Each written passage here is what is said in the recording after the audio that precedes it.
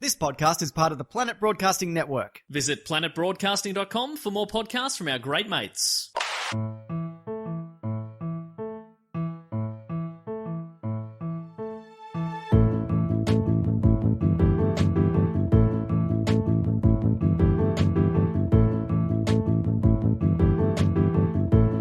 Hello and welcome to another episode of Do Go On. My name is Dave Warnicky. I'm sitting here in a studio with Matt Stewart and Jess Jazz Hands Perkins.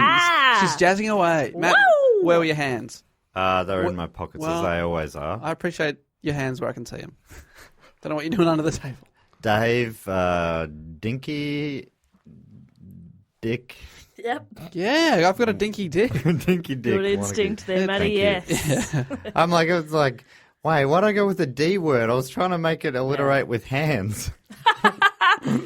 I think I'd rather dinky dick than handsy Dave. Yeah. Or, yeah. What, No, your good actual point. nickname around the scene? What, dinky dick or handsy Dave? Which one am I? Handsy Dave. Oh, that's not fair. Handsy Dick. That's Hello, right. Dave. Hello. Can you believe it? We've made it back to the studio for our 300. Is that right? I guess so. Or is 200 the start of the 300? 100. So you got 100 as the end of the first 100? Yeah. Yeah, so this is the start of the 300. Yeah, wow. Unbelievable. Our third century. Yeah. 201. Can you believe another milestone episode so soon after the 200th? Crazy. I've got a feeling next week could be even more special. Wow. How do we keep doing it?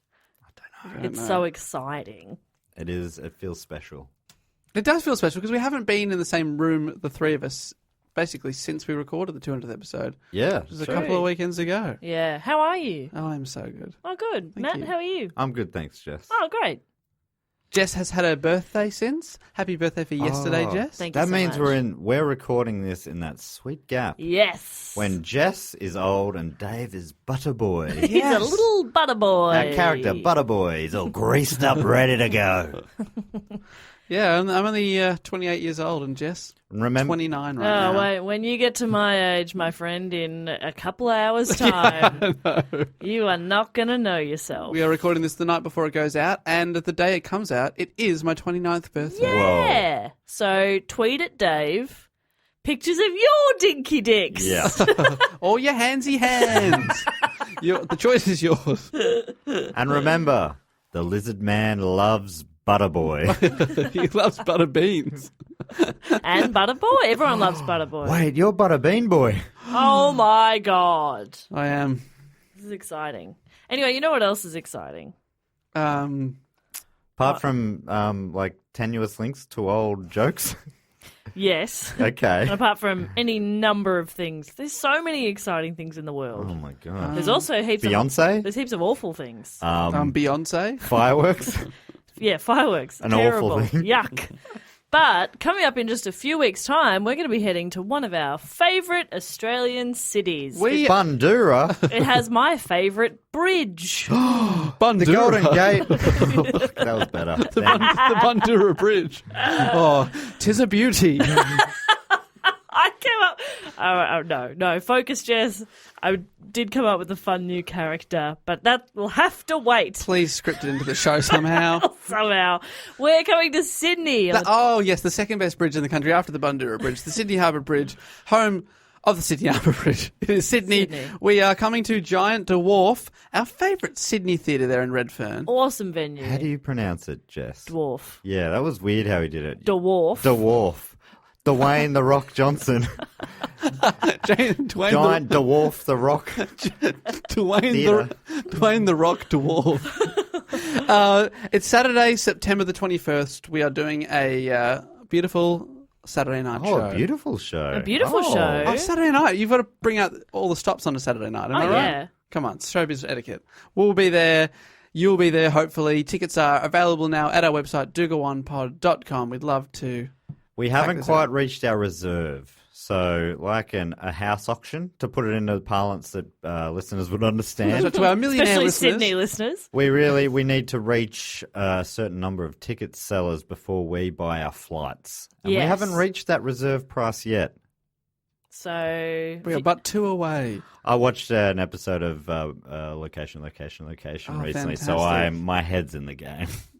I understand properly. Now, and we also have a certain reserve. If we hit that, we will escape to the country together. Yeah. yes. With the profits. Where we I will love become those shows. house hunters. That's my favourite. I love quaint Oh. English shows about Poirots or people who, like, old English couples who wear tweed Yep. and they want to buy a property somewhere in the Love Oh, country. and they want to downsize but have 8 bedrooms so that their family can come and visit them. Yeah, it's so great. We just want to run a B&B but downsize. I said, what are you talking about? You're 78 years old. You need 1 bedroom, possibly a study. That's it. Yeah. They want 8-bedroom manor home. Oh, we'd love some stables too. We love horses. No, you don't. No, you don't. You've never owned a horse. God damn. Anyway, we're also coming to Perth. 2 months out, we have sold most of the tickets, so What that's kind of really bridges nice. have they got in Perth? Any good bridges?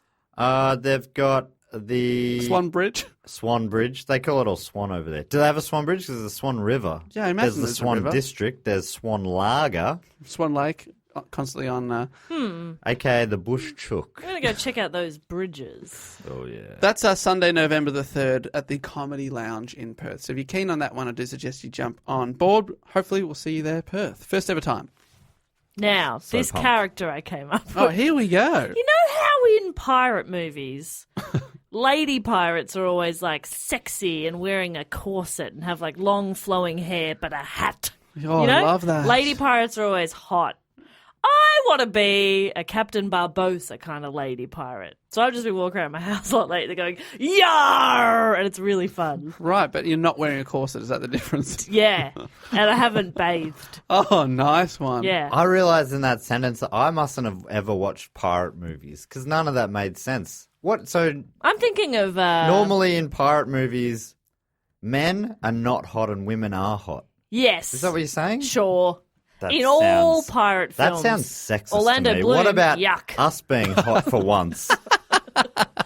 Yeah, I know. Orlando, Johnny Depp, Depp, get out of Johnny Depp. here. Are there any other pirate movies? Probably. Treasure I mean, you don't have Island. to shit all over my... It's just a fun character I've been doing. Can we hear a little bit of the character? Well, now I can't think of anything to say, but I'm sure I'll, All right, I'll think all of right. something. Quick scenario. Okay, Dave. All right. All right, Dave's the shopkeeper. I'm minding my business in the 7-Eleven. Okay. You enter. Oh, hello, welcome to the pirate shop. Yar, I be looking for some milk of a cow. Oh, okay. Well, we've got several different brands. If you want to look up the back there. Okay. Oh, you'd like more? You want me to escort you to the milk? Okay, madam. My God, I'm sorry. I'm used to my pirate women being a lot more attractive. You are disgusting. Dave gets it. Disgusting. Yeah, you've got barnacles on you. You disgusting. See, Dave gets it. Yeah. I'm sorry, Matt. What was your character? Minding my own business. Oh no, you nailed it. I wrote myself out of the scene, basically. A lot of internal monologue going on there. What's going on over here? There seems to be a pirate in the 7-Eleven. That's weird. Oh, a pirate in the pirate shop. And scene. Fantastic work, Jess. Thank you. You're available for Please. kids' birthday parties, I imagine. No. Please come see my comedy festival show next year. That character will not feature. Aw. Unless you really liked it, in which case, maybe. Yeah. I like to keep it ambiguous. Great reviews. Yeah. Yar. Hey, if people want to see us at the Fringe, how about we tell them about that as well? That's probably a thing we should talk about. The Melbourne Fringe is coming up. Yes, so we're doing a show called Razzle Dazzle. Yes. And it is at the Cooper's Inn, and you can get tickets via either Jess's website, which is jessperkins.com.au, or mine, mattstewartcomedy.com. Or just look up the Fringe Or look site up as the Fringe, well. Yep. And it's going to be fun. I can't remember what the dates are, but there's 8 of them. The 12th, So limited to only 8. the 12th to the 19th. I love that. 8 nights only. 12th to the 19th, Melbourne Fringe. Get on board. Should be a heap of fun. We'll be there. on. All right, let's crack on with the show. What do you say? Does a pirate character have a name, Jess? Yar. Oh, yeah. Yar she do. Yarn? Yarshi do. Yarshi is a good name. All right, Matt, how about you tell us what the show is about? So and the Jess way can start. this show normally would work is the three of us, one of us, will come in with a research topic, which they've probably gotten from a listener suggestion, possibly voted on by Patreons. They'll research it for a lot of time, usually, and then write out a report, and then they'll tell the report to the other two. We'll be annoying and put them off course. And we get on the topic with a question. This week, Jess is doing the topic. Jess, what is your question to get us onto topic? My question is, who is quoted as saying, never interrupt someone doing something you said couldn't be done? Oh, my goodness. That's the real thinker, isn't it? Yeah, never interrupt someone doing something. Sorry, man, I'm going to have to stop you right there. Okay. That's good stuff. So I'm guessing it's someone famous. It is someone famous. Abraham Whoopi Goldberg. Lincoln. No, Neither of us are correct there. neither of you correct. Are they American? We said 2 American names. Yes. Okay, well, we've narrowed it down. Whitney Houston. No, but he's going the right gender, if that helps. Okay. Okay. I'm all out of women. Wow. I can't think of one either. I've already done Dolly Parton. Oh, Sarah Jessica Barbara Parker. Bush. No. We in entertainment or politics or medicine? Uh, Or The 3 categories. None Entertainment, of those. politics. okay. None of those things. Dance, hip-hop. no. No, that's in entertainment, bro. Think Oh, about the that's- sky. Nothing. Amelia Earhart. Yes! Well done. Thank you. Wow, did you... She flew a plane. Nice one. Yeah, she flew. Did that quite help you at all? Because you seem No. well on... As soon as you said plane, straight into it. I feel like as soon as I said, Woman plane. yeah, lady pilot, you'd get it. And I read that quote and thought, that's nice. It's a great I'll put quote. that in there. Can we hear it one more time? the quote, Never please? interrupt someone doing something you said couldn't be done. So you're like, you can't do that. And then they try and you go, nah, stop. Well, don't interrupt them. You big hater. Especially if they're doing something quite dangerous like flying a plane. It's basically don't be a hater. Could you name another American woman pilot? I can now because of this report. Okay. Oh, Nancy I Bird? could- Was that one? I'm struggling to think of Maybe. any other American pilots. I mean, we've done a report on one. I know the flight center. Oh, the flight center flight guy. center Uh, guy.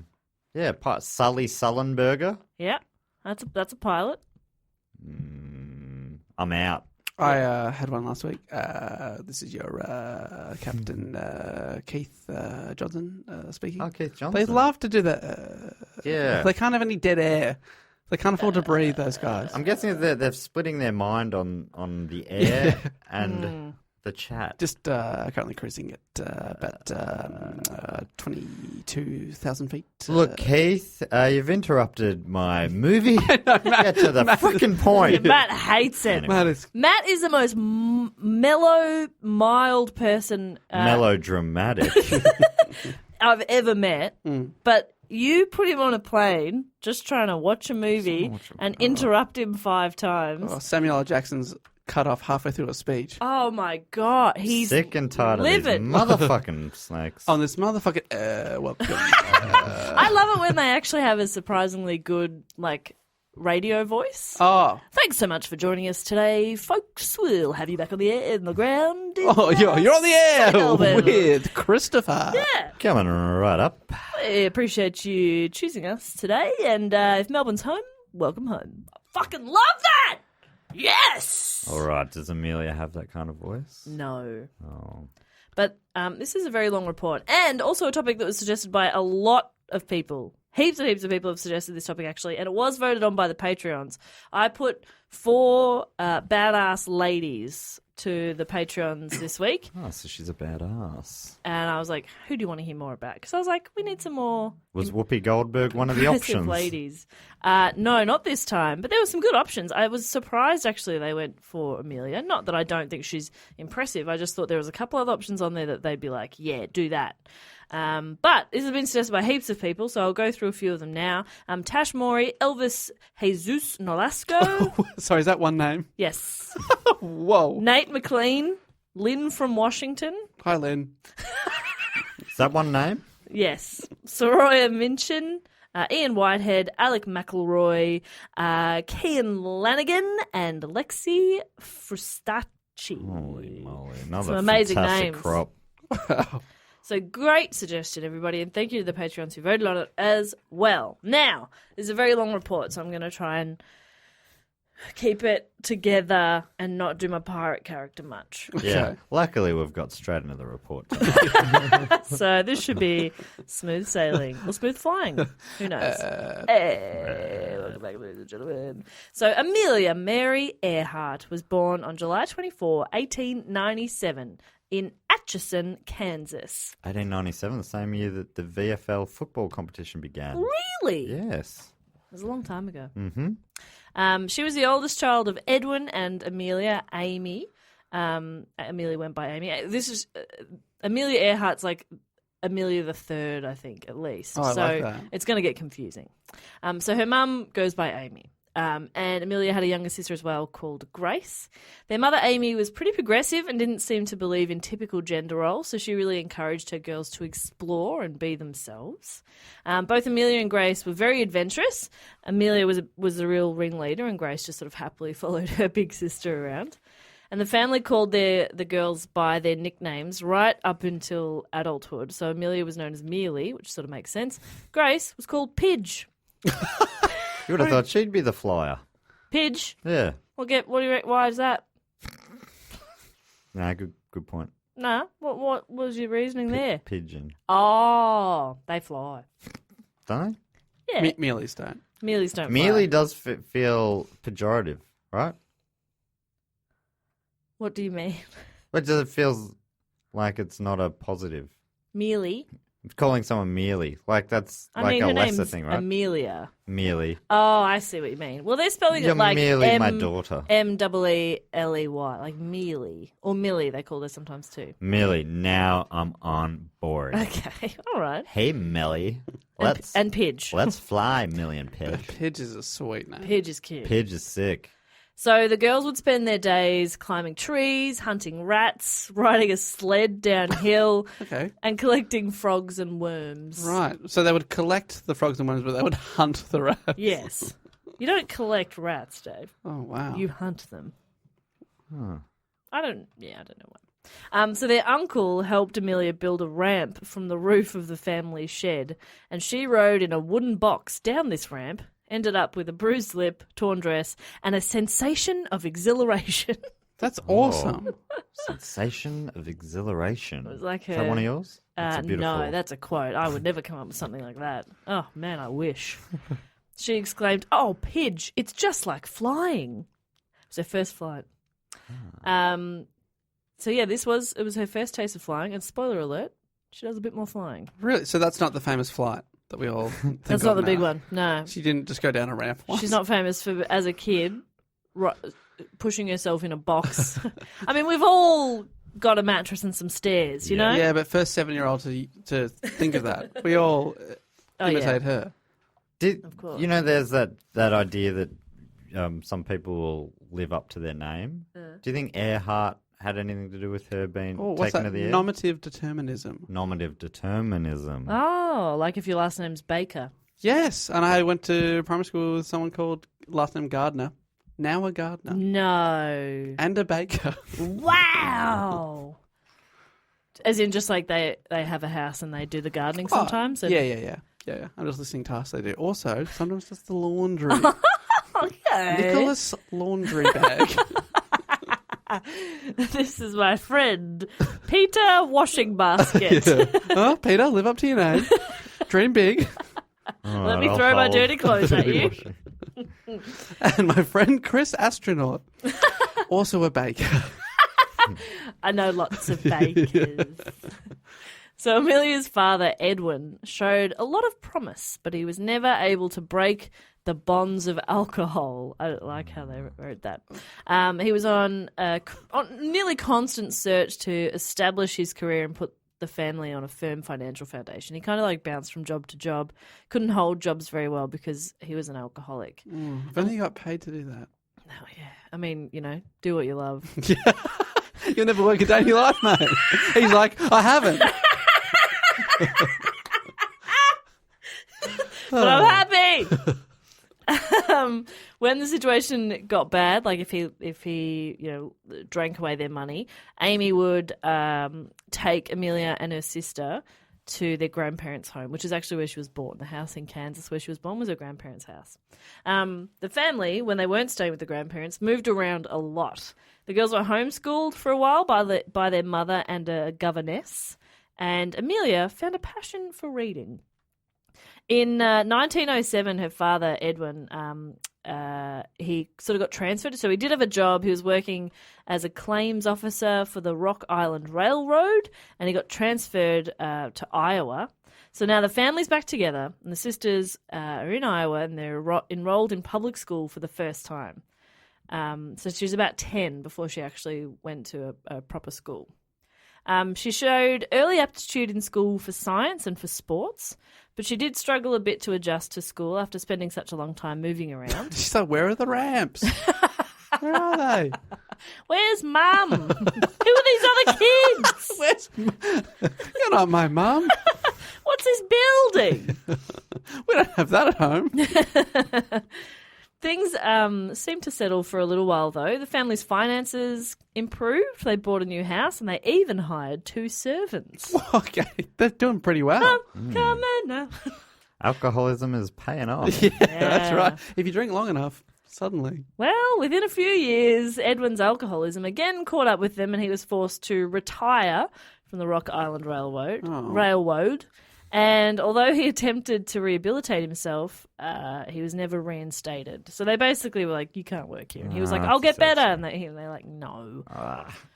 Around the same time, the girl's maternal grandmother, Amelia Otis, passed away. And fearing that Edwin, her son-in-law, his drinking would drain away any money she left her daughter, she placed a substantial estate in a trust for her daughter and her granddaughters. So she was like, I don't trust him. Right. Which is pretty savvy of her, I think. Amelia was heartbroken at the loss of her grandmother and later described this time as the end of her childhood. To be fair, she was about 15. So, yeah. That's when they also stopped calling her Mealy. Her sister by this time is going by Muriel, which is her middle name or something. What? Grace is her first name? Yeah. Grace is much better Grace than is Muriel. beautiful. And also now you're Amelia and Muriel. Oh, no. I mean, Pidge is better than Muriel. Yeah. Anything's better than Seemed Muriel. to happen more in the past, where people would take their middle names and stuff. Well, yeah, even her father, Edwin, I think his name was actually Samuel or something. And Amy is Amelia. They change their names around a lot. They go by different names. Yeah.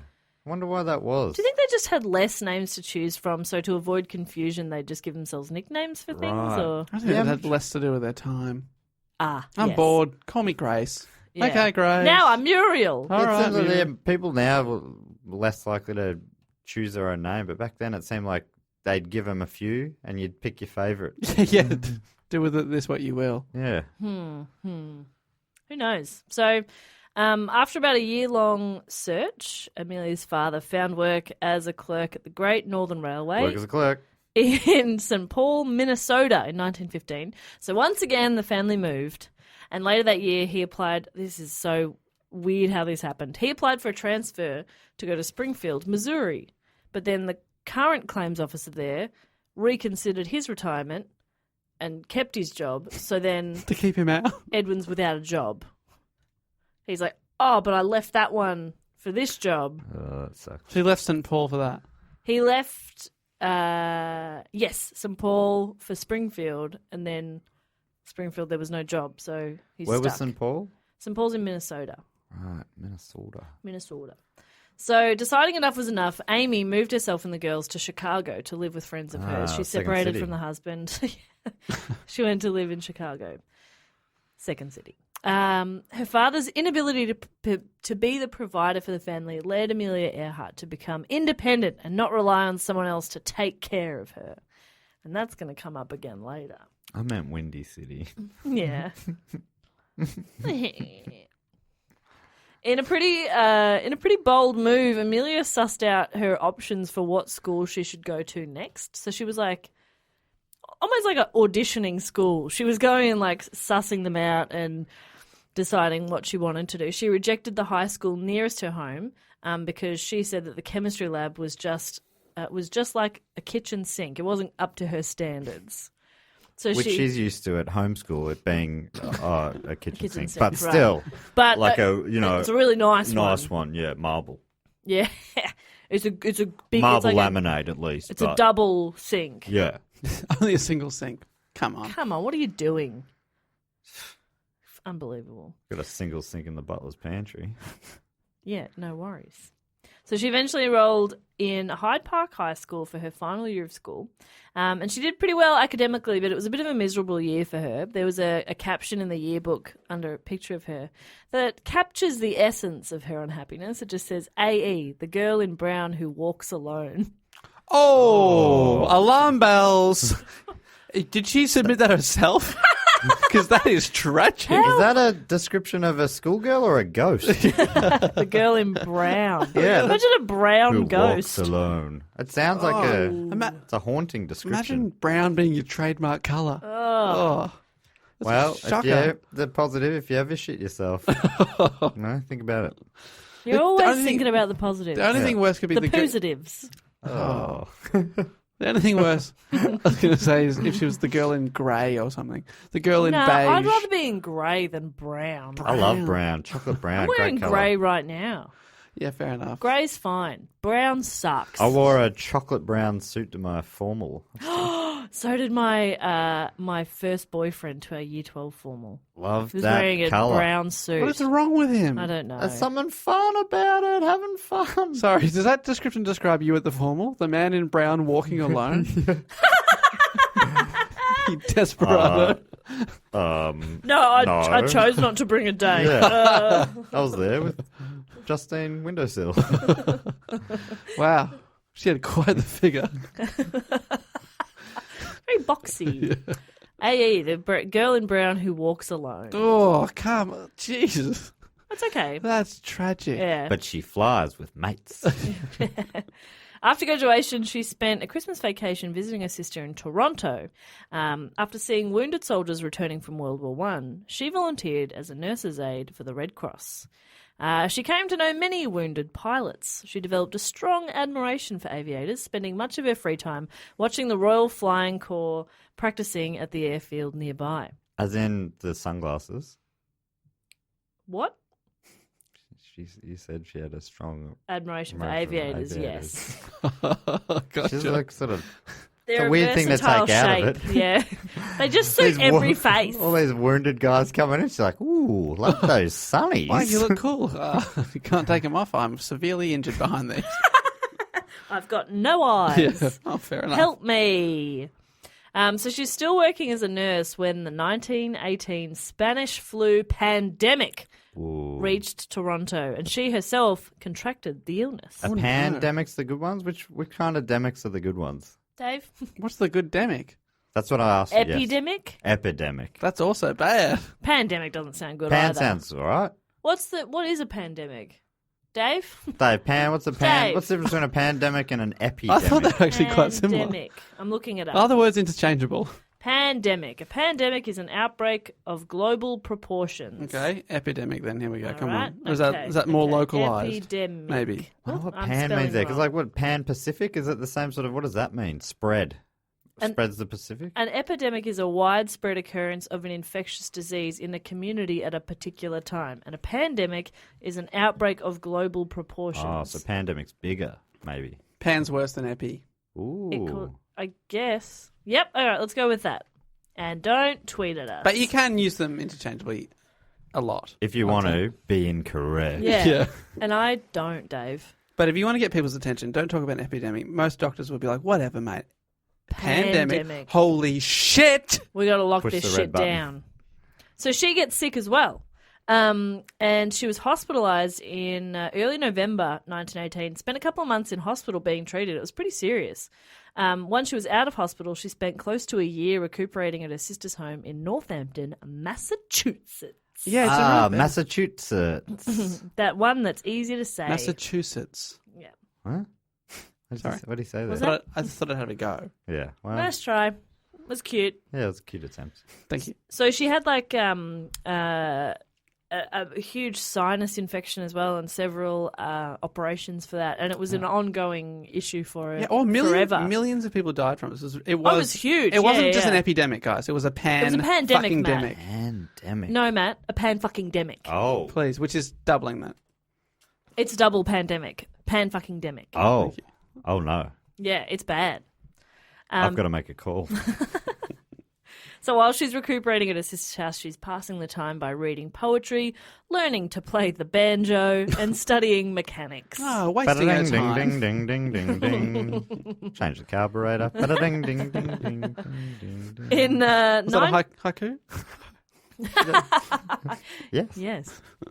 In 1919, she enrolled in medical studies at Columbia University, but quit a year later to be with her parents, who'd reunited and were together in California. God, she's lived in about 90 different I US know. states. Do they all claim her? Bet they do. Oh, probably. There's like 7 different museums. Yeah. Amelia Earhart's famous childhood home. She lived here for 6 months. She once lit when a she Bunsen. was 7. Once lit a Bunsen burner in this sink. It's like AC/DC in Australia. Everyone claims a piece of them. Bon Scott in Fremantle's where he's buried. AC/DC Lane in Melbourne because there was a film clip filmed here. Yeah. Right. I think they did a lot of work in Sydney, maybe, and Adelaide. I think claim a piece of them as well. Brisbane have shops. There's a long way to get to. So Yeah, for which a is sausage not roll. even the original lyric. But They also have a top. bit of fun there. We wear black. Sometimes Yeah. they did. Yeah. Sometimes they wore brown. Okay, Horrible colour. walk to learn. What are they doing? So, in 1920, in Long Beach, on December 28, 1920, Amelia and her father visited an airfield where Frank Hawkes, who later gained fame as an air racer, Okay, Hawks. There's another non-de-plume thingo that you said before. Nominative determinism. yeah, non de plume. Are you saying it's a made-up name? So you're saying that he went on to become a hawk? Yes. Which flies in the sky? Just keep up. I can't keep up. Your I mind, don't get it. your mind is so advanced. How do you do it? What's his name? Ethan Hawke. Ethan Hawke. Ethan Hawke's dad, Frank Hawkes. Oh, wow. Yeah, He dropped the S for Hollywood reasons. Yeah, it's too hard. Hawks. Hawk. Yuck. What is there, 2 of you? Come on, Ethan. My name's Chris. You're Ethan now. Ethan Hawke. Okay. So he was offering flights. You could go on a little joyride in a plane. Cost you $10. Off you go. And he gave her a ride that would forever change her life. Oh. This is a quote from Amelia. She says, "By the time I'd got 200 or 300 feet off the ground, I knew I had to fly." Well, yeah, you are. You're already Otherwise, doing you're it. falling yeah. to the earth. Did she grab the controls? Ethan Hawke My said, get off, get off, get off. I have to do it. No, I think I got it. I think I get flying. How hard could it be? Do you ever think It's a fight or flight scenario. do you ever think that if you had to take the wheel on a plane, We would all die. yeah. No, pull up. Who was it? But if Who you pull was up it? too Oh, far... it was Oliver. Loop de loop. Start living with- Remember flying to Koh Samui and Oliver Clark saying he doesn't drink on the plane in case Guess he gets called up. in case someone needs to take the wheel? Do you have any experience? No. But then he's just like, no, I can't. In case there's a crisis and they love need that. me. That is great. I've often thought about... one thing I think about more is I've never had like a you know, some people take Valium or something to knock themselves out on the Yeah. plane. Never done that. And I think about one thing that stops me from trying it is what if you completely passed out and then there is an emergency and you have to get off the plane quickly? Oh, right. Does that ever happen? Like, No, plane but- crashes, you die, right? Well, Pretty much? a lot of the time. But what if you're a Sully Sullenberger and you've got to get off on the Right. Hudson River? People are now He should carrying... not take Valium. But people are... Yeah. I worry the guilt of me being carried out because I'm actually asleep. I mean, you're not... I don't think you're knocked out that hard that you couldn't be shooken awake. I don't know, I'm a small man. I think also, like, any sort of, if you're hitting bad turbulence or you do crash, being passed out, It's isn't a that, good- it's a good if thing. you're That'd be drunk, great. like, drink drivers always end up better in car crashes. Not drink drivers, drunk passengers probably. Oh, because you're floppy. Yeah, they're floppy, whereas if you're alert, If you're tense. you'll tense up and break more bones and do more damage. Right. Yeah, it's a My brother broke the steering wheel off his car in an accident once because he tensed so much that when the impact hit, his steering wheel broke. But I suppose it's probably better than the alternative, which is being impaled. Was he Yeah. injured? Pretty sore, but he was okay. Wow. It didn't have an airbag, did it? And it was just like Was it floating around, popping. Remember the airbag comes loose? There's a beach ball in your car with a heavy steering wheel underneath. Yeah, so, I mean, I think you'll be okay, Dave. And where do you fly without me? Like, I'll carry you. Thank you so much. Appreciate that. What are you up to on the leg press? I haven't done a leg press this round, but I think I was 140 or something. 140. Is that? No, I think you're it was under more. 140 kilos. Yeah, you're fine. Are you under 140 You could do kilos? me plus the I probably won't the person do next you. to me. I could lift you. Well, All right? once Come you're done doing me.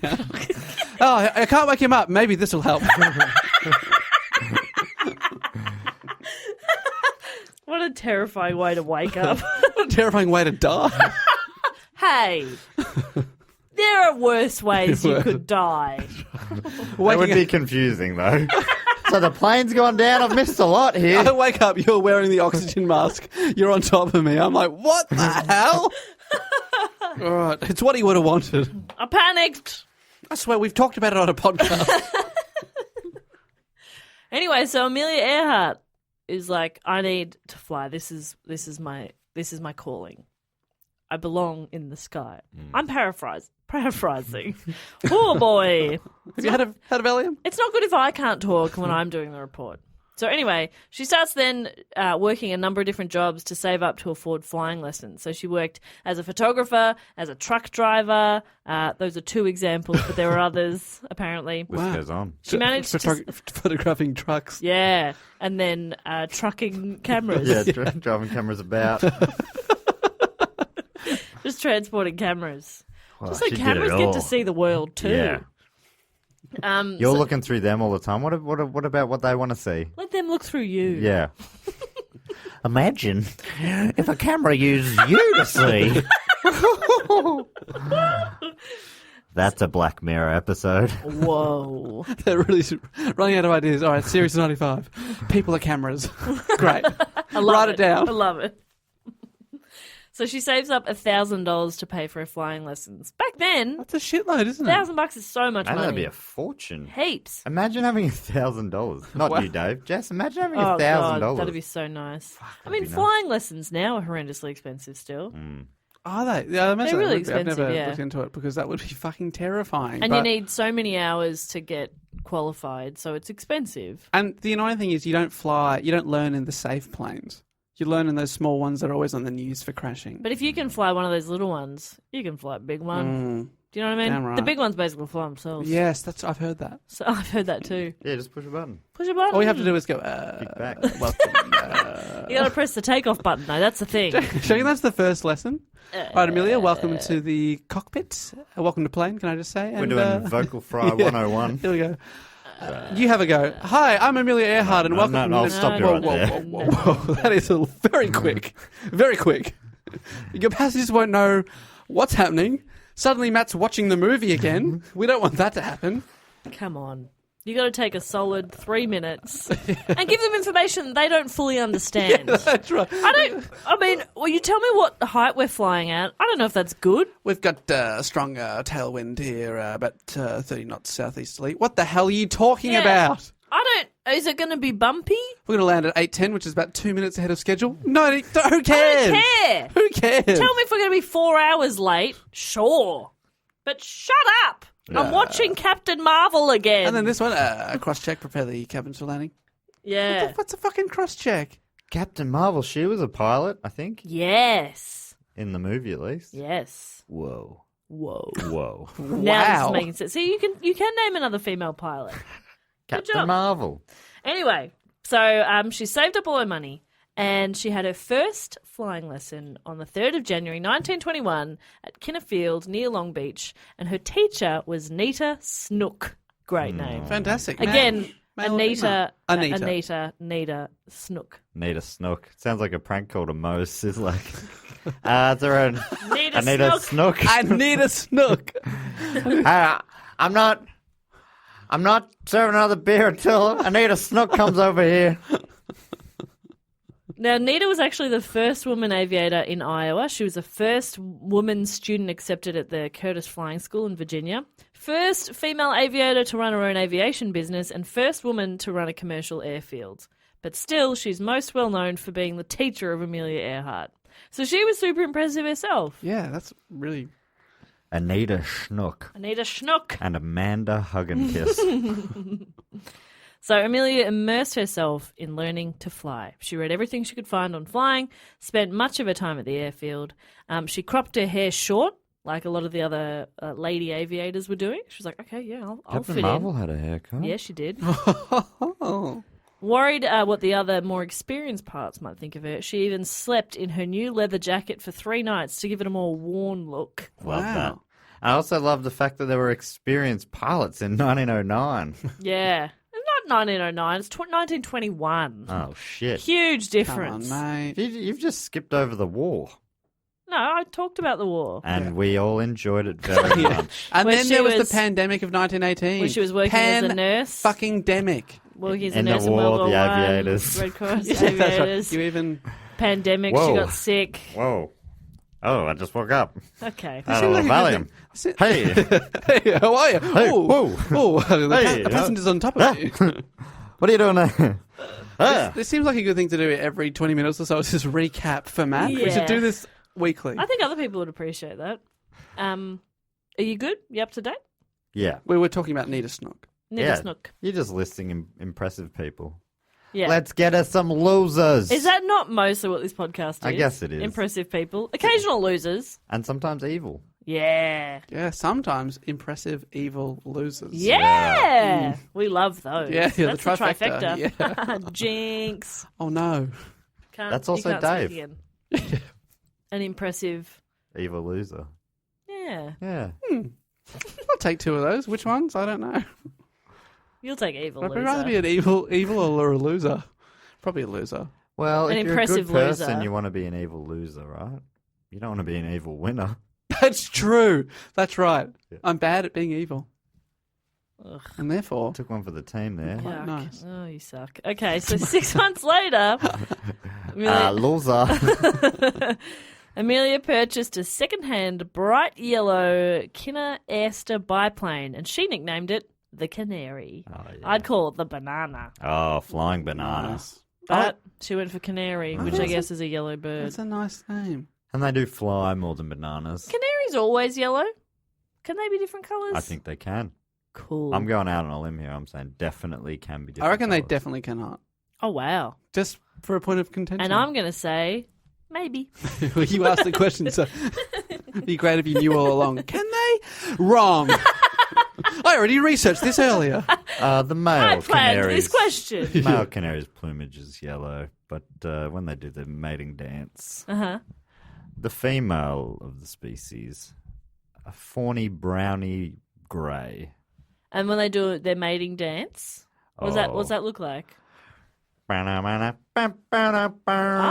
Spanish flea, okay. They just flap their wings a bit. Oh, a bit of a hula kind of movement. Yeah, all right. Oh, wow. A bit of John Hey, Travolta. yeah. Oh, he's now miming having sex with a canary. Yeah. Wow. Oh, my God. I hate this Oh, now. I love it. It went from a cute little dance to just too graphic, and I didn't like watching my good friend do that. Not often Colleague, my good colleague Sorry, do that. I got in a zone. Not often that you watch your friend mime fuck a bird. Yeah. It's not often, I but was- it's a treat when it happens. I was playing the canary down the mine, if you know what I mean. Oh, wow. Wow. Okay, so she's bought a plane called the Canary.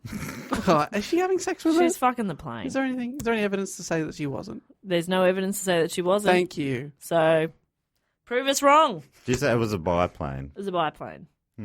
So, could be. Also, that he listens to. Oh, that's the one fact he's taken away from it. But the war, he thinks I've skipped. Yeah. But I mean, what I said made no sense. The plane doesn't have a gender, but it has an agenda, and that is to Especially burn during as the- many humans as possible. Yeah. What's it trying to do? Breed some sort of flying human hybrid? Do you think? Whoa, that'd be great. Plane people. Plane people. Hmm. Anyway, so following year, in October 1922, so she's been flying for Whoa. just under 2 years now. Is this after the war? Yeah. Oh, okay, sorry. I skipped over the war. Sorry. She flew the Aster, so the Canary, to an altitude of 14,000 feet setting a world record for female pilots. That really, within 2 years of learning to fly. She's setting world records. That's impressive. World record for height in a plane. Altitude. Altitude, sorry. Yes. Layman's terms. For Layperson's a terms. lady. Yeah. For a lady pilot, because they're different to man pilots. That is a funny one to have a different record for both. Yeah. It's pretty stupid, but it's a different time.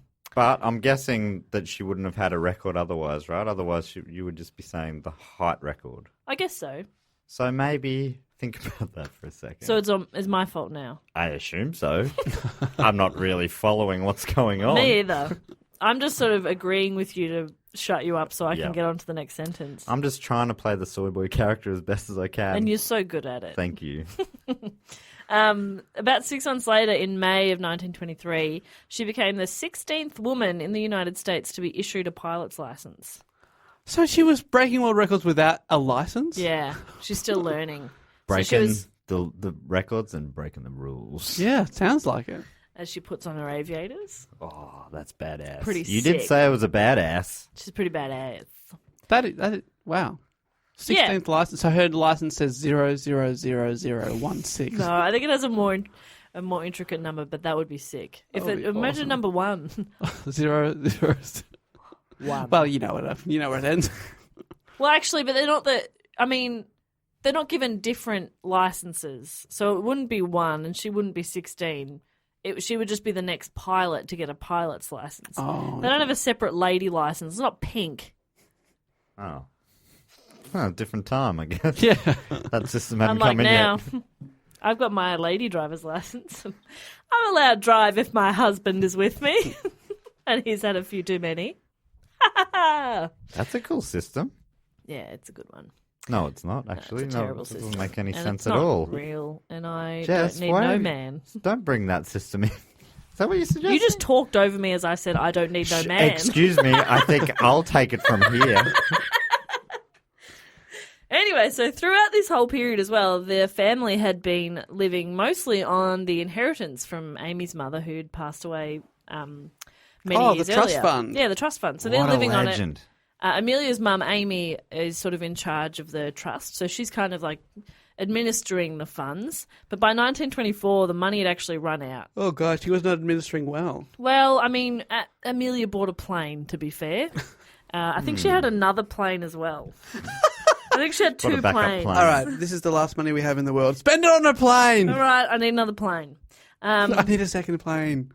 So the money's run out, and with no immediate prospects of making a living flying, she sold her plane.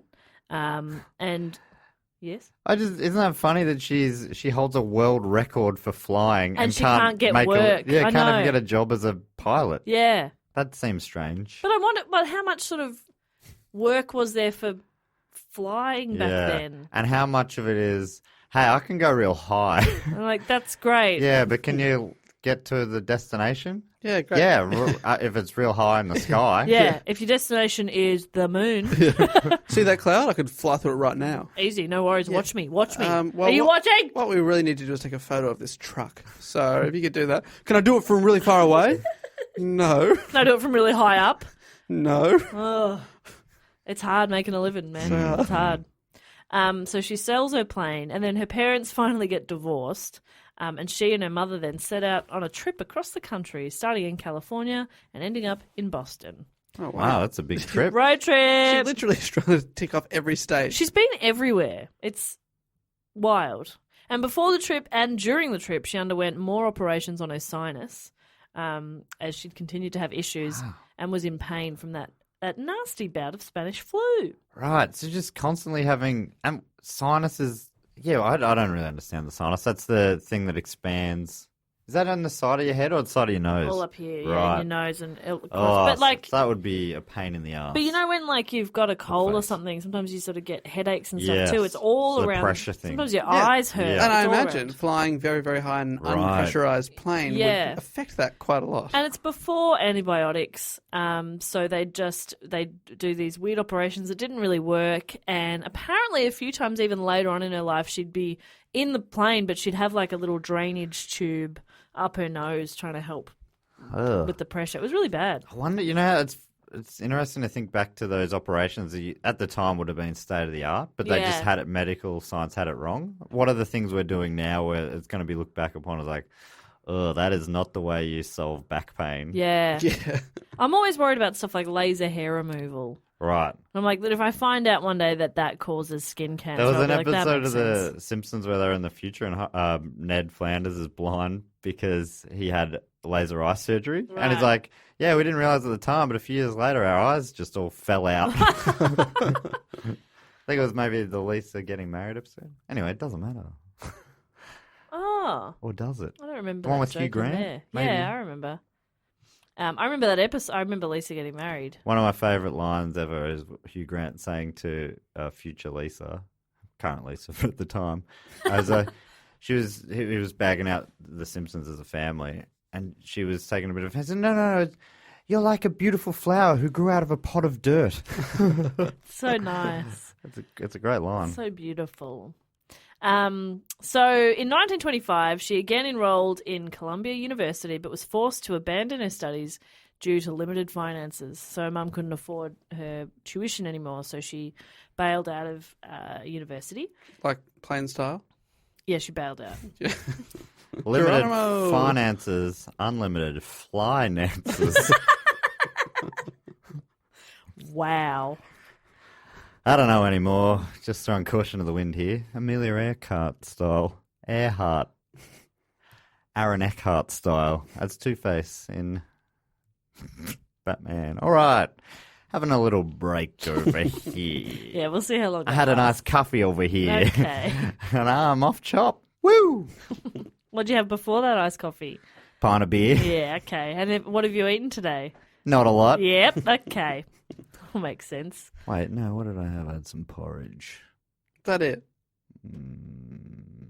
And some toast with avocado. Yum. What is your life? Have a fucking meal. Are things that bad, And man? a spinach and ricotta roll. Oh, here we Okay, go. all right. And a roast. As a snack. Yeah, Just in the car. your order is out. You eat enough food for the day, but you just don't have it in the correct order. You had the roast for breakfast. Yeah, roast for breakfast. Had a porridge snack. All my hours are all out of whack at the moment. And I had that happen yesterday where I sort of had all these weird, wishy-washy meals throughout the day. Was hungry. Got home about midnight. Made a big plate of pasta. Oh, Basically in bed within an hour. It's like, that's not how to so do bad. Yeah, food. You're doing it wrong. that is not good. not No. good. Yeah, I'm an idiot. Yep. So Amelia's dropped out of uni because of limited finances. So she finds employment first as a teacher, and then she did some work as a social worker for a while as well. And she settled for a while in Medford, Massachusetts. Oh, she loves it up there in Massachusetts. She Loves does it. love it. And also, interesting that back in the day, you didn't need to have a uni to do many jobs. Yeah, true. Oh, I Why got go kicked to out of uni. at all? I'm a teacher and a social worker now. Why would anyone go to uni? Why would you go? Yeah. Why do we go now? Well, Some of us have been asking that for a while now. Well, Dave, if he followed through with his Doctor of Podcasts, that might have made some sense. Thank you. But instead he has a theatre degree. Yeah. And Master of Global Communications. Whatever that means. I'm definitely should using know. my criminology degree, so Yeah, my journalism's coming in handy. Yeah, well, Matt takes a black light into every room and searches for fingerprints. Oh, Ooh, fingerprints. Fingerprints. Right. Oh, all I found was a bunch of jizz. Anyway, Cheers, Perkins.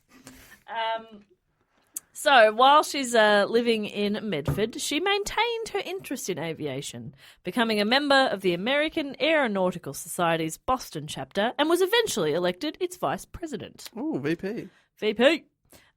She flew out of Denison Airport in Quincy, Massachusetts, and helped finance its operation by investing a small sum of money. So she's still flying, but I think she's flying for like other people. I don't think she has her own plane. Why bother? I know, yuck. She also flew the first official flight out of Denison Airport in 1927, and along with acting as a sales representative for Kinner Aircraft in the Boston area, she wrote local newspaper columns promoting flying, and as her local celebrity grew, she laid out plans for an organisation devoted to female flyers. That'll come back up later. Oh. She's done a lot of jobs. She's like crazy passionate about flying though. And she slots it in everywhere she can. Ah, she loves it. It's Do Do you think she loves it? Do you get the feeling she'd be dull to talk to because Oh. all she talk about is flying? 100%. Yeah. Like at a party, be like, oh no, Amelia's coming over. Oh no, I know. Oh, hi! It's like she's so impressive, but Seen read the a new book. Dreamliners? Yeah. Yeah, she'd probably be a bit much. But she loves it and respect. Now, do you guys remember another pilot called Charles Lindbergh? I remember Oh, Charles yes. Lindbergh. Lindbergh. Did I say Lindenberg? Is Lindenberg his less famous cousin with a very similar name? Yes, do you remember Charles Lindenberg's cousin, Charles Lindbergh? Oh, yes. Well, All right, dwarf, Dave. dwarf. Giant dwarf. I mean, you're usually the one to pick on me for saying things, but I do appreciate you coming to my aid this time. Thank you. Hey, guys, I'm happy to be ganged up upon. Just could not have my reputation out there with me not correcting you. Ivory Tower Dave. Oh, no, Looking down with his dicky hands. Oh, it's a dwarf tower. Anyway, so after Charles Lindbergh's solo flight across the Atlantic back in 1927, a woman called Amy Guest expressed interest in being the first woman to fly or be flown across the Atlantic Ocean. Great stipulation. How good is that? Couldn't care less. I'm going to fly. Well, someone else could drive and fly me, I guess. That's how I want to make records. Being Passenger. yes. She decided that the trip was too perilous for her to undertake, and she offered to sponsor the project, suggesting that they find another girl with the right image. Why? So they did a bikini contest. Yeah. It was a Miss Atlantic Ocean contest. While at work one afternoon in April of 1928, Earhart got a phone call from Captain Hilton H. Rayleigh. Great name. That's fantastic. Man. Hilton H. Who asked her, would you like to fly the Atlantic? HH. And she said, let me think about... yep. She said Whoa, yes. she punked him. Whoa. She punked. He Dude, was how like, long was that punk? He was like- That's a short punk. Yeah. He was like, absolutely, yeah, you can think about it. Oh, you got me! Whoop, whoop, whoop, whoop, whoop, whoop. She I'm got sorry. How have you got me here? By agreeing to the thing I asked you to do? Oh, whoa, you got me. Oh, no, I got it. So anyway, she travels to New York to be interviewed and met with project coordinators, including a publisher by the name of George Putnam. He'll come up again later too. Putnam, another great name. Loving all these names. Soon Is she... that's not New York in New York, is it? New York, yes. Holy moly. Oh, I'm loving all these names. George Putnam. Putnam. Goody Putnam, one of the Crucible characters. I thought I knew the name Putnam. Anyway, Bring back Goody. Bring it back. so after being interviewed and that whole process, she was selected to be the first woman on a transatlantic flight as a passenger. What's the interview? Can he sit on a plane? Yes, you're hired. Yeah, done. Will you fit in the seat? Yes, great. Okay. So the wisdom at the time was that such a flight was too dangerous for a woman to conduct herself. She can't do it. But they said she could be in charge of the flight log, so... You can organise the snacks. You can do the admin. Look like logs of wood. Women love admin. Yes. Was this some sort of a fire-powered plane? Yes. She was shoveling logs at the back? I actually do love admin, though. Yeah, I love a spreadsheet. Oh, I love a I spreadsheet. Okay. Oh, let me use a few of those bloody Give me that- formulas. Oh, Give me that Google Calendar. I love the Google Calendar. That's color-coded, you better believe it. Love that. Love to be organised. Such a Virgo. Virgo season. Anyway, so... Why aren't I more organised then? Because you're a piece of shit. Right, I'm a piece of shit Virgo. Thank you. A Pisces shit, I think she said. Is that a pun on Pisces? Pisces? God, that is. I thought you were going on a timeout. Yep. It's good to remind him. So on June 17, 1928, they took off from Trepassey Harbour, Newfoundland. I always say it wrong, but a Canadian friend told me how to say it. It looks like Newfoundland, but it's not Newfoundland. It's Newfoundland. How now, Newfoundland? Newfoundland. And the plane, guess what the plane was named? Think about the three of us. What's our best quality? Oh, sexy. I was also going to say sexual chocolate. Okay, the plane was called Friendship. You pervert. Okay. Oh, no kinking shaming. I'm not kinking shaming. I'm just saying that we're friends. Well, you earlier in this very episode, What? you retracted friend and changed it to colleague. They should have called it the colleague. The colleagues. That sounds classy. Oh, wow. Yeah. Oh. The flying briefcase. A little plane called Friendship. And accompanying her on the flight was, well, really, she's accompanying them, isn't she? But anyway, That's a Simpsons Also on the reference to flight. that as well. I The was thinking the friendship. same thing, yeah. Here comes the friendship. Ooh. Lost an ale. Mr. Burns, Pin Pals. The bowling episode. Against the Holy Rollers. Anywho. I reckon Amelia Earhart has been mentioned on The Simpsons, but I can't quite put my finger on it. just at least Maybe the dress up, one of is the it? dolls, or you know when there was all Yes. Yeah, the Barbie. the Lisa Lionheart. Was it something Yeah. to do with that? Or Maybe. I'm sure that it gets Anyway, it doesn't matter. Do they also have It a- doesn't. It doesn't matter. It doesn't matter. It And doesn't long matter. report. I will not Google it. I also think there was she was You're possibly literally Googling it now. a surprise judge when someone was on trial. Yeah, okay. Anyway, so on the flight was pilot Wilma Bill Stultz and co-pilot and mechanic Louis Slim Gordon. And Wilma is a man. Wilma is a man. Right, just want to Bill. confirm. His name is Bill. Bill, I just want to Wilma, confirm because it'd be funny Bill. if they were like, you're going to be the first female passenger on a plane. Now meet your pilot, this female. Yeah. She's had 2 weeks of lessons. Amelia's like, no, I'm really good at this. Yes, but Wilma's had 2 weeks of Yeah, lessons. From a man. Did you learn from a man? No. No, that's right. So approximately 20 hours and 40 minutes later, they touched down at Bury Point in Wales. That's in the United Kingdom. Wow, a different continent. Huge. 20 hours, 40 minutes. God, it's a long flight. When interviewed after landing, she said, Stultz did all the flying. Had to. I was just baggage. Like a sack of potatoes. Had to. But then she added, maybe someday I'll try it alone. Oh, I love it. Bit of sizzle. I'm sure they won't come back. When the Stultz, Gordon and Earhart flight crew returned to the United States, they were greeted with a ticker tape parade along the Canyon of Heroes in Manhattan, followed by a reception with President Calvin Coolidge at the White House. Wow, not enough ticker tape parades these days, can I just say? Ticker tape. Cannot remember the last one I went to. God, it's fun to say, though. Ticker tape. Ticker tape, ticker tape, ticker tape, tape, tape. Matt, do you want to go? Just leave that car sitting in a heap coming to ticket tab where everything's cheap. Ticket tape, ticket tape, ticket tape. Surely found 100 on site. When the 1,000 who was up. So we're going off script, referencing a pick-apart ad. It's a tight reference, and everyone will Everyone enjoy got it. it, Dave. You didn't Everyone need to will explain enjoy it. Yeah. That was for the international listeners. From Mogadishu to Washington, we all got that reference. So some newspapers and magazines began referring to Amelia as Lady Lindy because she had a slightly similar appearance to Charles Lindbergh, who people affectionately called Lucky Lindy. So they called her Lady Lindy because they were both pilots. Okay. Makes a lot of sense. But yeah, basically... And his wife's like, sorry. Yeah. I am Lady Lindy. I really gotta put my hand up there. I'll stop you right there. So she's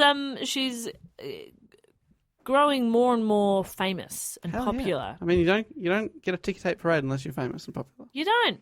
So in 1928, she wrote a book about aviation. Of course she did, because all she bloody talks about. And her transatlantic experience. And the book was called 20 Hours, 40 Minutes. They weren't good at naming books back then, were they? They had all the options then. 20 Hours, 40 Minutes. Harry Potter and the Philosopher's Stone wasn't taken. She could have You called could it have that. anything, you know? So many options.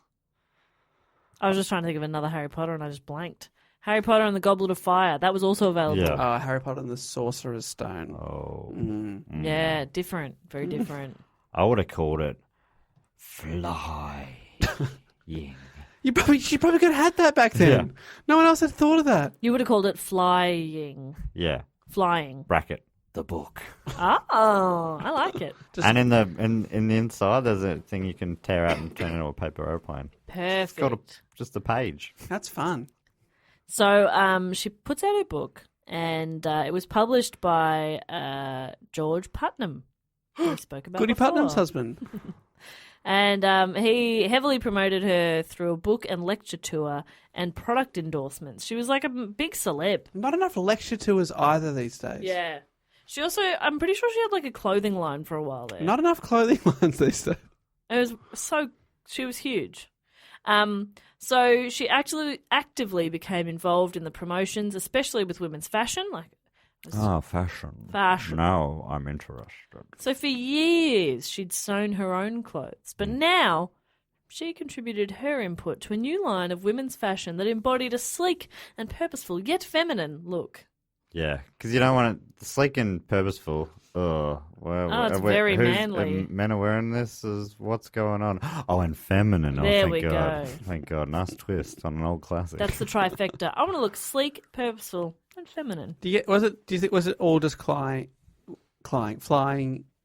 inspired clothes? It was like Leather jackets, aviators. apparently it was a lot of patches. like linen and stuff that wouldn't really crease, so you could pack it easily. I guess That's a good idea. it is a good idea. It was all made out of parachute material. Parachute pants. Pants, yep.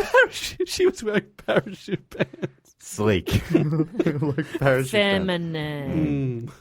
So these celebrity endorsements helped her finance her flying, basically. She would just like take all the money and then just put it back into flying. So she accepted a position as associate editor at Cosmopolitan magazine. What? She's really branched out. Working with Ida Buttrose. And what do you reckon she did while she was at Cosmo? What do you reckon what kind of articles? Sealed section. Yeah, obviously, Dolly Doctor. Oh, about She She Mile was a High nurse Club. for a I bit. was going to say. That's what her column was called. Yeah. No, 14,000-foot high club. No one's got that high yet. she It was turned it actually called Fucking and Flying. It was a different time. F&F. F&F. She turned it into an opportunity to campaign for greater public acceptance of aviation, especially focusing on the role of women entering the field. Of course she did. And in 1929, she was among the first aviators to promote commercial air travel through the development of passenger airline services. So she was like, yeah, get people on planes. Right. She loves planes. Yeah, she really sounds like she's got a passion for flying. Would And you say all that? things aviation. How Yeah. strange that we only remember her these days for her fashion line. Yeah. All these Yeah. years later. Sleek. Powerful. That's her fragrance. Ode. De Amelia. When I saw her name before looking her up, she was mentioned in a Simpsons episode 432. But anyway, her name's spelled E-A-R. Yeah, so even reading it now, I keep going to say Earhart. But it is Earhart. So, also in 1929, a lot happening for her. George Putnam divorced his wife and started a courtship with Amelia. No. But being, Goody Putnam. But being the independent, progressive, and modern lady that she was hesitant. He proposed 6 times before she finally gave in. I love that. Wore her down. It was a different time. There was a lot more wearing down of people. Why? Take a hint. It's strange. She said no. You reckon you get to 5 and you think, I'm out of the woods here. He's never going to ask again. 5 times, no. 6 times, bang. She's not expecting it. She has to say yes. Was it It was the thing. It was expected. You got to play this dance. It's like an old school thing. Or I reckon you should just have a chat to each other. After you say no the first time, maybe have a chat. He's like, ooh, I'll get you next time. All right. no. All right, Wouldn't Mr. he Putnam. be like all rejected and sad? Talk to him. I'd move cities. Oh, God, yeah. Yeah. I'd move countries. But the problem is, you move cities, and she moves around so much, you probably end up in the same place Oh, again. God, You know well, what I shit, mean? that's why I move countries. What's she like? What's she like What's then? she like? So anyway, they get engaged After the 6th. after a substantial amount of hesitation, yes. And they got married on the 7th of Feb, 1931, in Putnam's mother's house in Connecticut. Romantic. Connecticut. Mum's house. That's Connecticut- a yeah, new we've- state. Seriously, I would love someone to go back and tick off how many states Feels she's like we're been into in. about 15. She's covered so many. She referred to her marriage as a partnership with dual control. And on the day of their wedding, So she put it into airplane parlance. of course she did. Flying with him, being married to him. It's like a partnership.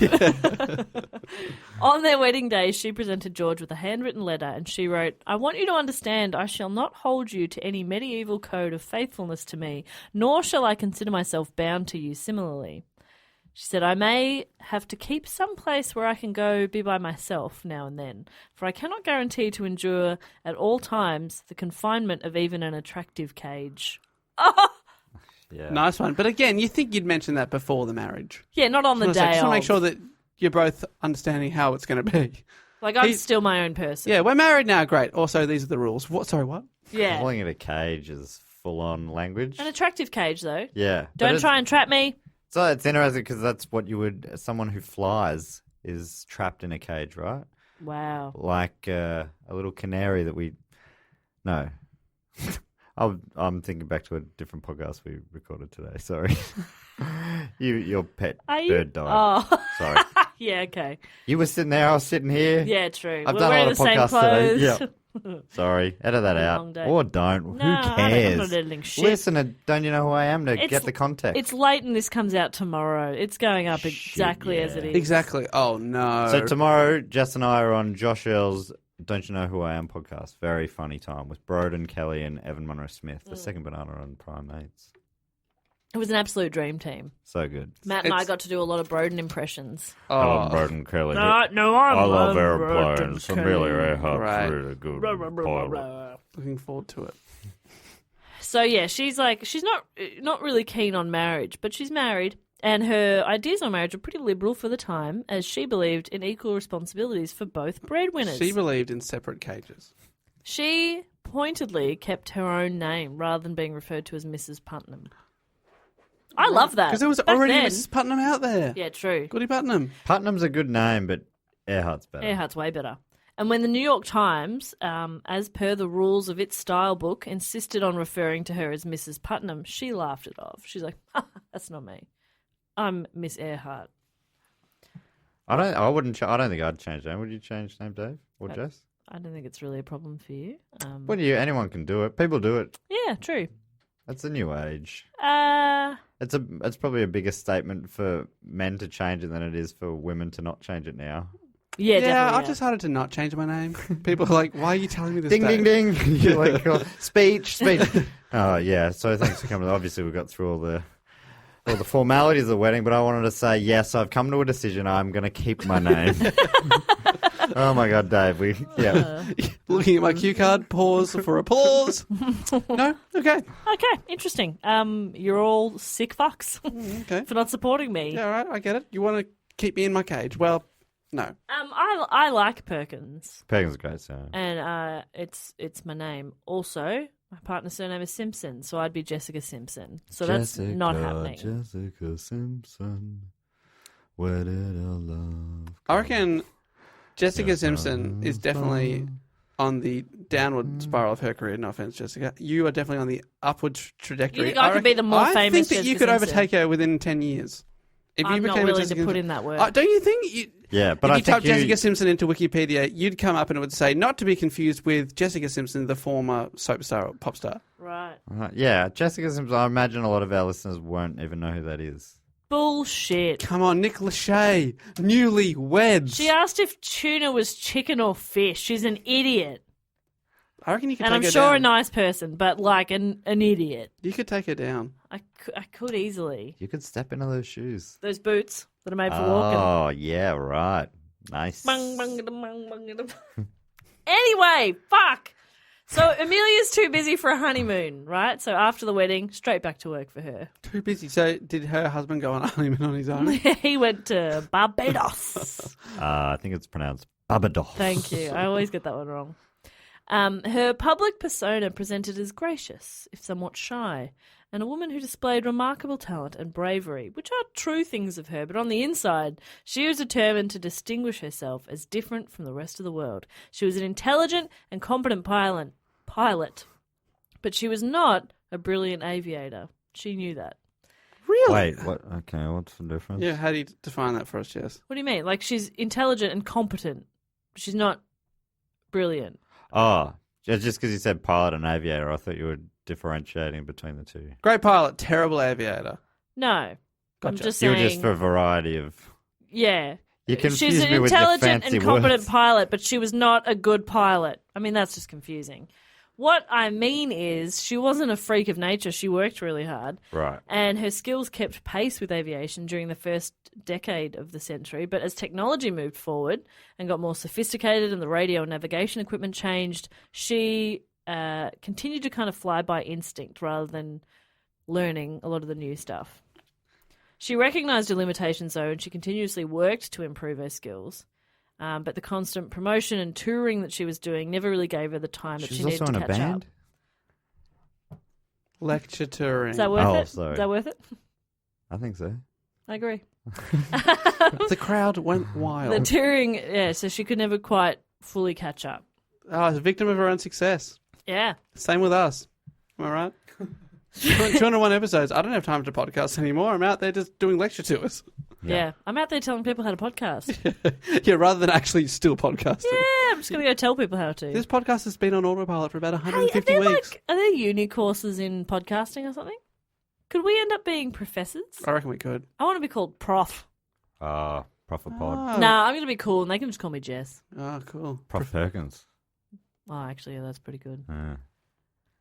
Anyway, Prof Perkins of podcasting. I'm just giving you a little insight there into, Our future careers. no, what she's like. Oh, sorry. Yes. The What's topic- she like? The topic of this report. Yeah, right. So she's not actually a great pilot, but she's a great lecture tourer. She's amazing. That's at what I that. got from that. She's a good pilot, but she's not like a freak of nature.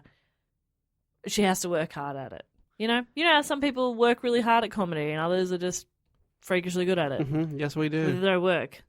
Not using any examples. Some Which people one are you? work really hard and some people are just naturally really good. That's Great. what I'm saying. And you didn't point to me for either, so that's offensive. But Yeah. also, she's doing it in a podcast. No one knows which one was which. Yeah, no one knows that I was pointing, Dave. That was just a little stab for in I the thought- room. But it's also where your stab was that I work hard and you're naturally talented. I wish that was true. Yeah, neither of us work that hard.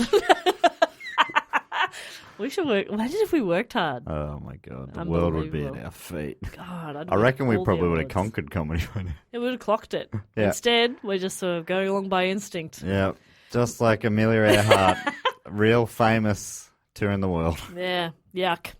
So she set her sights on establishing herself as a respected aviator. Shortly after returning from her 1928 transatlantic flight, she set off on a successful solo flight across North America. By making the trip in August of 1928, she became the first woman to fly solo across the North American continent and back. So she did do it Yeah, pretty soon after as well. yeah, quite soon after. Wow. So you sort of stress that she's just a competent sort of flyer, but she still did a lot of firsts. So what was it? It was just that she was more adventurous than others, or? Yeah, maybe. She's backed herself, I guess, Yeah. or... Yeah, I don't know. As in, like, what drove her to do things. Yeah, maybe she was just like, I'll do it. It wasn't like crack. she goes, I'm the only one who can do this. She was just the one, Who's the one I'm who gonna did. have a bloody The one who go. had to go, yeah. I think that's probably a lot of pioneers are like that potentially as well, right? They beat down new paths and then others follow. Yeah, I guess so, yeah. That was pretty big, bold call I just made. So. No, but I know what you mean. Philosophical podcast. Yeah, welcome back to the Hey, philosophy hour. Jeez. Dave just removing the loudest jacket in the world. I reckon that no one would have heard that because it was pretty deftly done. Definitely. Before Dave started yawning to the side, but completed it right into the mic. So that's for those who heard that. That was Don't remember that happening. He starts to be like, The quietest part of the yawn was. oh, boy. Oh, did you pick up on that? Did you? Is this thing on? Hello? You got Kill me. I'm so sorry. I might skip over some stuff here. No. No, because we're only just getting up to the part that she's the most famous for. And oh, what is it? The fashion line. I thought it was flying planes. yeah, but she did that. Okay, well two more things before I get to the big thing. And then there's more. So yep, okay. So in the year after she did the North America trip, she entered the first Santa Monica to Cleveland Women's Air Derby, placing third. So it's a race. It's a race. In 1931, she powered a Petercan PCA-2. I don't know what any of that is, but she set the world It's an altitude aeroplane, record. She On a motorbike. Wow, that I'd be impressed. 14,000 feet on a motorbike. She got that ramp out again. 18,000 feet. Whoa. 18,415 feet. Could you put that in a Subway sub? There's about 18,415 of them. Whoa. Footlongs. I think thought it her was talent sandwiches. obviously is flying high because in the race she's only third, but the height she's number one all the time. Right. That's her talent, right? Sure. And also, yeah, her sinuses are. I wonder if that's coincidence. What do you mean? That her Well, sinuses are she's- constantly blowing up. And she's also hits the highest altitudes of It would be everyone. worse, wouldn't it? Yeah, that's what I mean. Is that why she has these problems? Because she's always No, it was because she got sick. right, not connected at all. Not connected. What a silly thing for me to have said. I apologise to all, especially the doctors listening. And during this time as well, she became involved with the 99s, which is an organisation of female pilots advancing the cause of women in aviation. She had called the meeting of female pilots in 1929 following the race that she was in, and she suggested the name based on the number of original members. And she later became the organisation's first president in 1930. I imagine that would make you furious. Why? The original amount of members was 99. They couldn't Oh. find one more. For some reason, I was thinking of the number 30, and I was like, no, I'm so fine with 30. Yeah, 99. Get one more. Do any of you have a friend? Get her in. Oh, but the hundreds wouldn't sound very good. I like the 99s. Yeah. That's cool. Anyway, so she was a vigorous advocate for female pilots. And in 1934, there was a race, the Bendix Trophy race, banned women from competing. And she refused. Apparently, she was asked to fly screen actress Mary Pickford to Cleveland as like a celebrity to be there for the opening of the race, and she refused to because they'd banned women from the race. So she What was a like a weird real thing. pioneer. It's so strange to be banning. I just don't understand the logic of that. Well, yeah. I guess like a lot of horse racing, women couldn't compete for a long time, I would right? have said, well, we've found science has told us that the woman's brain is not quite big enough to fly. The woman's sinuses cannot handle it. I have sinus trouble and I just got to 18,000 feet last week. No, so- you didn't. You must be a man then. Did your husband? You've got a short haircut. What are you trying to pull here, sir? Enough of that. Your name's Emilio. Anyway, so the main thing that she's probably the most famous for is her transatlantic solo flight in 1932. So she was 34 years old at the time, and it was May 20, 1932. She set off from Harbour Grace in Newfoundland. She intended to fly to Paris in a single-engine plane. I've got what they are here, but I don't know what any of them are. It's a plane, and she was basically trying to recreate Charles Lindbergh's solo flight from 5 years earlier. So she's aiming to fly to Paris. After a flight lasting 14 hours 56 minutes, she contended with strong northerly winds, really icy conditions, and had some mechanical problems as well. She landed not in Paris, but in a pasture north of Derry in Northern Ireland. So she was realising she wasn't going to make it to Paris. She was having heaps of mechanical issues, so she was like, I've got to land. Just landed in a field. She landed in Northern Ireland in a field. And there was a couple of people there witnessed the plane landing. And a farmhand asked, "Where have you flown far?" And she said, "From America." That's pretty far. It's pretty far. So she was the first woman to fly solo non-stop across the Atlantic. So that counts, doesn't it? So It she counts. made I mean, she still made it. She just didn't quite get to the exact spot that Charlie did, but she still made it across. And because of this, she received several accolades. She got the Distinguished Flying Cross, the Cross of Knight of the Legion of Honor from the French government, and the Gold Medal of the National Geographic Society from President Hoover. And the gold medal in figure skating. We just had an extra one. Yeah, next one. I like how France was still like, you didn't really make it here, but we want to be involved anyway. Yeah, good job. You got close-ish. So she took on several other solo flights in the coming years. In 1935, she became the first aviator to fly solo from Honolulu to Oakland in California. And it had been attempted by many others with no success. But she had a really smooth, routine flight. She even spent some time in her final hours relaxing and listening to the broadcast of the Metropolitan Opera from New York. She just listened to the radio. Wow. Having a great time. The same year, she flew solo from LA to Mexico.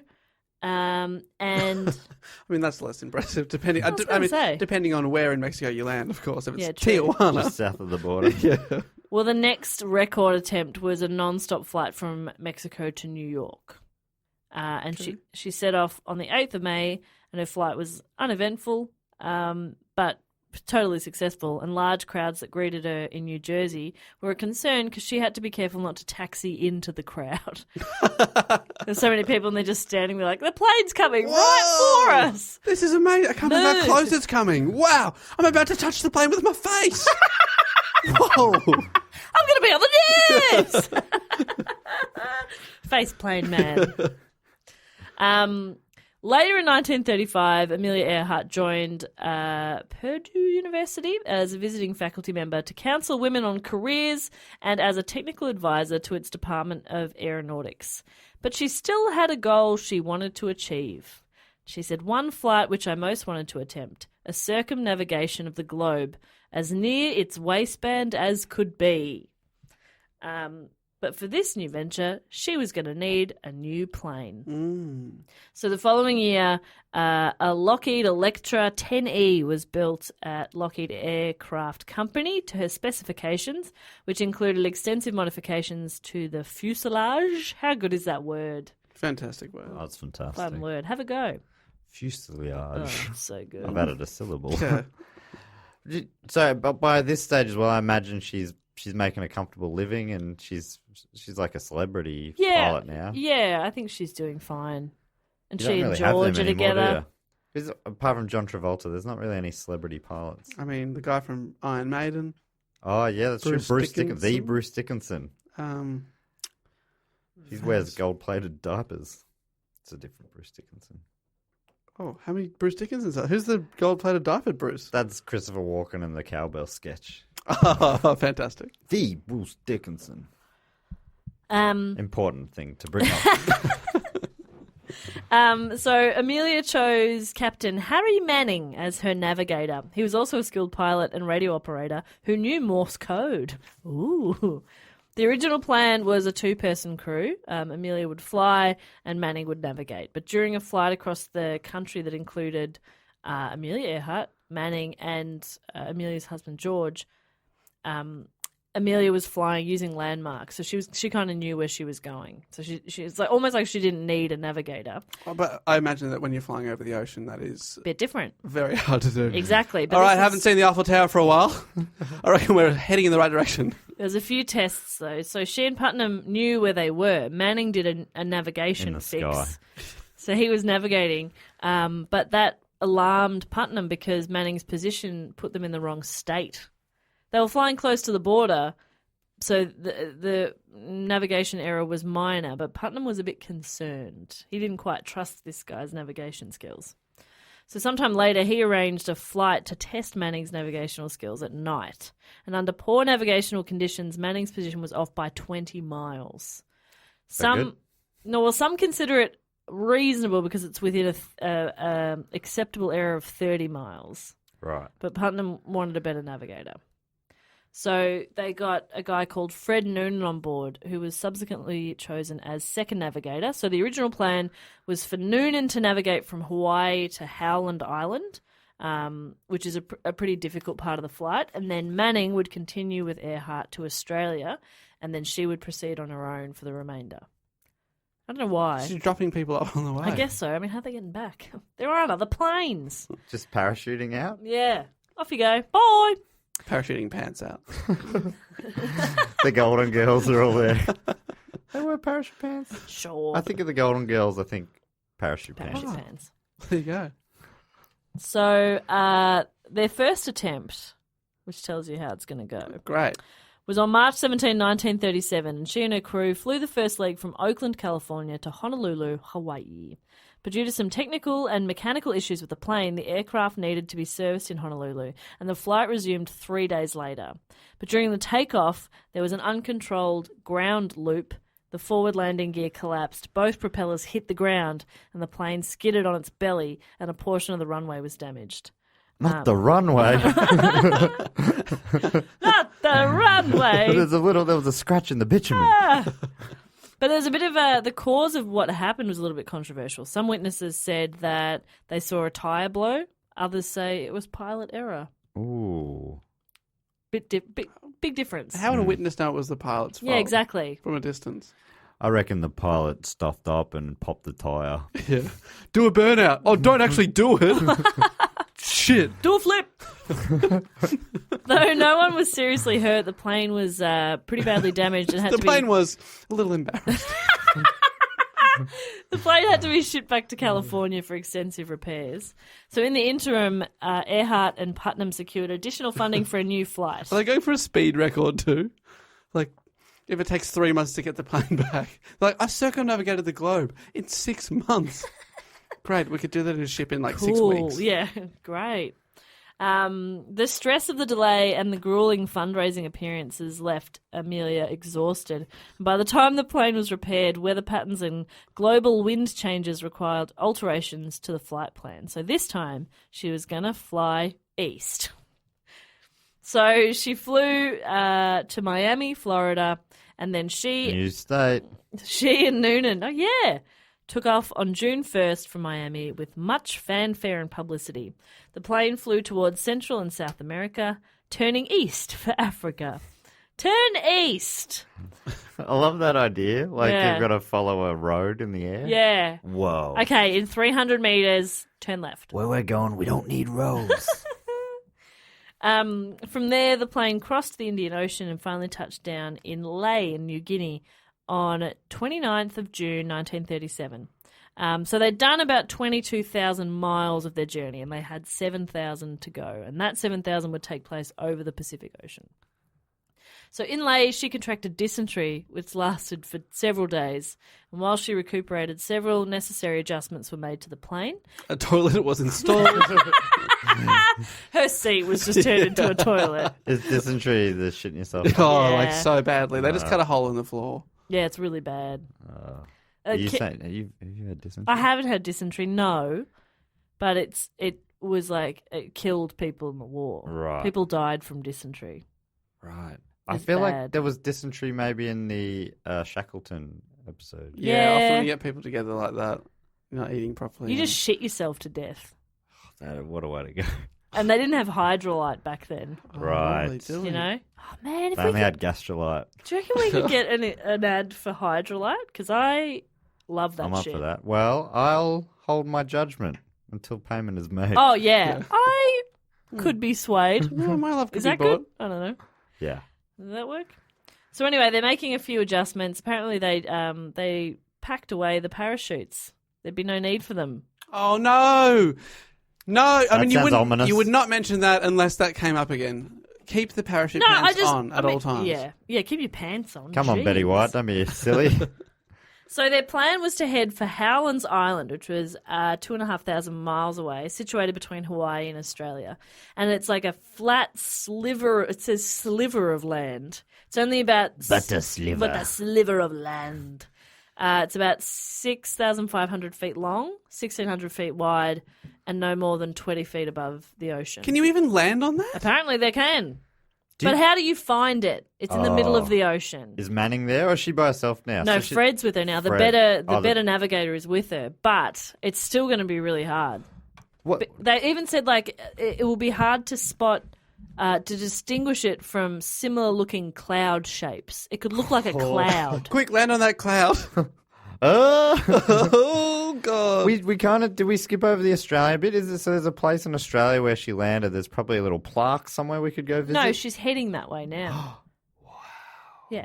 She's in New Guinea and she's heading to Australia. Right. Via Howland Island, which is a sandbank by the sounds of it. Sliver. So to meet this challenge, she and Noonan had an elaborate plan with several contingencies. In case of overcast skies, they had they did have radio communication with a US Coast Guard vessel called Itasca. Itasca? Beautiful name. Which was Ayahuasca. They were all off job. And the ship Itasca was stationed off Howland Island, so it was kind of nearby. So they had Right, radio you contact. Look for the ship. Look for the ship, and then they could communicate with them. They're like, all right, so we've got that. Sadly, there was also ships parked next to clouds. It was It's very confusing. They could also use their maps, compass, and the position of the rising sun. I love that's plan B. Use the map. Use a map. Got a compass? Where's the sun? They also had an emergency plan to ditch the plane if need be, believing the empty fuel tanks would give the plane some buoyancy, as well as time to get into their small inflatable raft and just wait for rescue. As well as time to get into their swimwear. Yeah, gotta look good. I thought you were saying abandon the plane in the air and Yeah, just that's start what I thought. flying themselves. We'll take it from here. We assume we can fly. Has anybody checked? So they set out from Lae on the 2nd of July 1937, heading east towards Howland Island. Though the flyers seemed to have a well-thought-out plan, several early decisions led to the grave consequences later on. Oh, grave is a bad word. Oh, no. Why would she mention that unless someone was going to go in a Not grave? watery grave consequences, Oh, no. hopefully. So they left behind radio equipment with shorter wavelength frequencies, presumably to allow more room for fuel canisters. But this equipment could broadcast radio signals further distances, and due to inadequate quantities of high-octane fuel, the Electra carried about 1,000 gallons, which was 50 gallons short of full capacity. So it didn't have enough fuel. Oh, dear. The Electra's crew ran into difficulty almost from the start. Witnesses of the takeoff reported that a radio antenna may have been damaged. It's also believed that due to the extensive overcast conditions, Noonan might have had extreme difficulty navigating. If that wasn't enough, it was later discovered that they were using maps that may have been inaccurate. Oh, So my they're not God. off to a great start. And Where did they get the map from? McDonald's or something? it came with a burger. It was in a Happy Meal. According to experts, evidence shows that the charts used by Noonan and Earhart placed Howland Island nearly 6 miles off its actual position. Right, and it's about, what, a third of a mile wide. It's so small. That's really off. So they can't find anything. So so they left at about 12:30 p.m. on July 2nd. Wait, p.m. That's just Afternoon. Yeah. It's But then it after talks lunch. about the morning of the same day. So maybe they mean a.m. Do they leave at midnight? But did they cross a time zone? Maybe. Oh. On the morning of the same day, at 7:20 a.m., she reported her position, placing the Electra on a course of 20 miles southwest of the Nakumanu Islands. At 7:42, the Itasca, what did I say the plane was? Itasca. That's the ship? Yep, ship, thank you. Picked up this message from Earhart. It says, "We must be on you, but we cannot see you. Fuel is running low. Been unable to reach you by radio. We are flying at 1,000 feet." The ship replied, but there was no indication that she'd heard them. The flyers' last communications were at 8:43. Though the transmission was marked as questionable, it's believed that Earhart and Noonan thought they were running along the north-south line. However, Noonan's chart of Howland's position was off by 5 nautical miles. So Well, I think that's nautical miles are quite big too, aren't they? I think that's that's a lot. Why do they do that, Dave? Why not just have miles? I couldn't tell you No, why. I don't know either. Well, I don't know. You didn't ask me, but I don't know why I thought Dave would know. no, because Dave knows everything. He just Right. has these weird facts in his head, but he let us down this time. Let's look into it. I think it was just because he said nautical miles. They're longer, and I Yeah. went, yeah, as we all know, Sure. obviously. And why is that again? So the ship released its oil burners in an attempt to signal to the plane, like I guess pre flares. Yeah, right. But it didn't. The plane didn't see them, or they didn't hear anything from them. So when the ship realised that they'd lost contact, they began an immediate search, because this is a Coast Guard ship. So despite the efforts of 66 aircraft and 9 ships, an estimated $4 million rescue authorized by President Franklin D. Roosevelt. She's moved through some presidents. I know, guess hasn't that's she? what happens when time passes. Yeah, weird. The fate of the 2 flyers remained a mystery. The official search ended on July 18, 1937, but Putnam financed additional search efforts, working off tips of naval experts and even psychics in an attempt to find his wife. In October 1937, he acknowledged that any chance of Earhart and Noonan surviving was gone. And the following year, on January 5th, Earhart was declared legally dead by the Superior Court in Los Angeles. Right. They disappeared. Is there another twist coming? Nope. I did not know that's how it ended. It is still a mystery. Really? People claim to all the time be like, these are the bones of Amelia Earhart. When you Google her, there's articles from like 12 hours ago. Stuff's happening now. Yeah, I reckon 3 Right. weeks ago, there was a photo that people believe that they could see her plane in the background of. Oh, right. Well, I've got a From couple the of... time, or from she's still flying today? Yeah. She's still going. She can't All land. the time. She hasn't found the... The brown girl who flies alone. She is a Don't ghost. spook me out. It's late at night. So, yeah, it's still a mystery, and there's a couple of different theories. I'm nearly done. A couple of theories. Well, there's heaps, actually. There's lots of conspiracy theories about what happened to them. But the biggest 2 theories, one is that the plane that they were flying in was ditched or crashed, and the 2 perished at sea. That seems to make sense. Several aviation and navigation experts support this theory, concluding that the outcome of the last leg of the flight came down to poor planning and worse execution. Brutal feedback. I know. I mean, they're dead, guys. Could we keep it a bit more constructive, Yeah, please? come on. Good effort, captains. Yeah, that's coach's award. Well, they would have left beautiful corpses. Let's take some comfort in Not that. that we found them. But yeah, they thought, well, they probably just ran out of fuel because they didn't have enough fuel anyway to make it. They were never going to make it.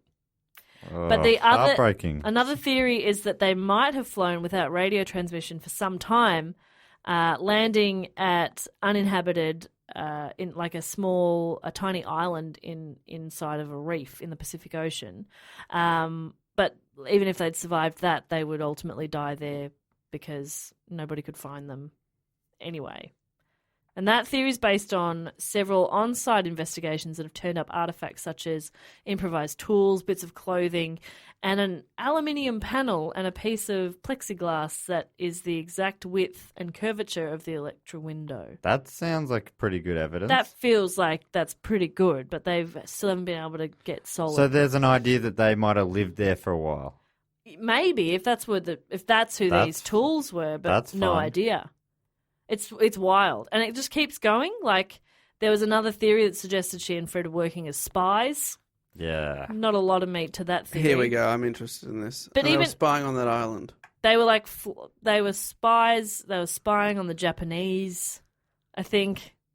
That makes sense. Pick the most famous woman on the planet and make her a spy. Make her a Yep. spy. In November 2006, the National Geographic Channel aired episode 2 of the Undiscovered History series about a claim that Earhart survived the world flight, moved to New Jersey, changed her name, remarried, and became Irene Bolam.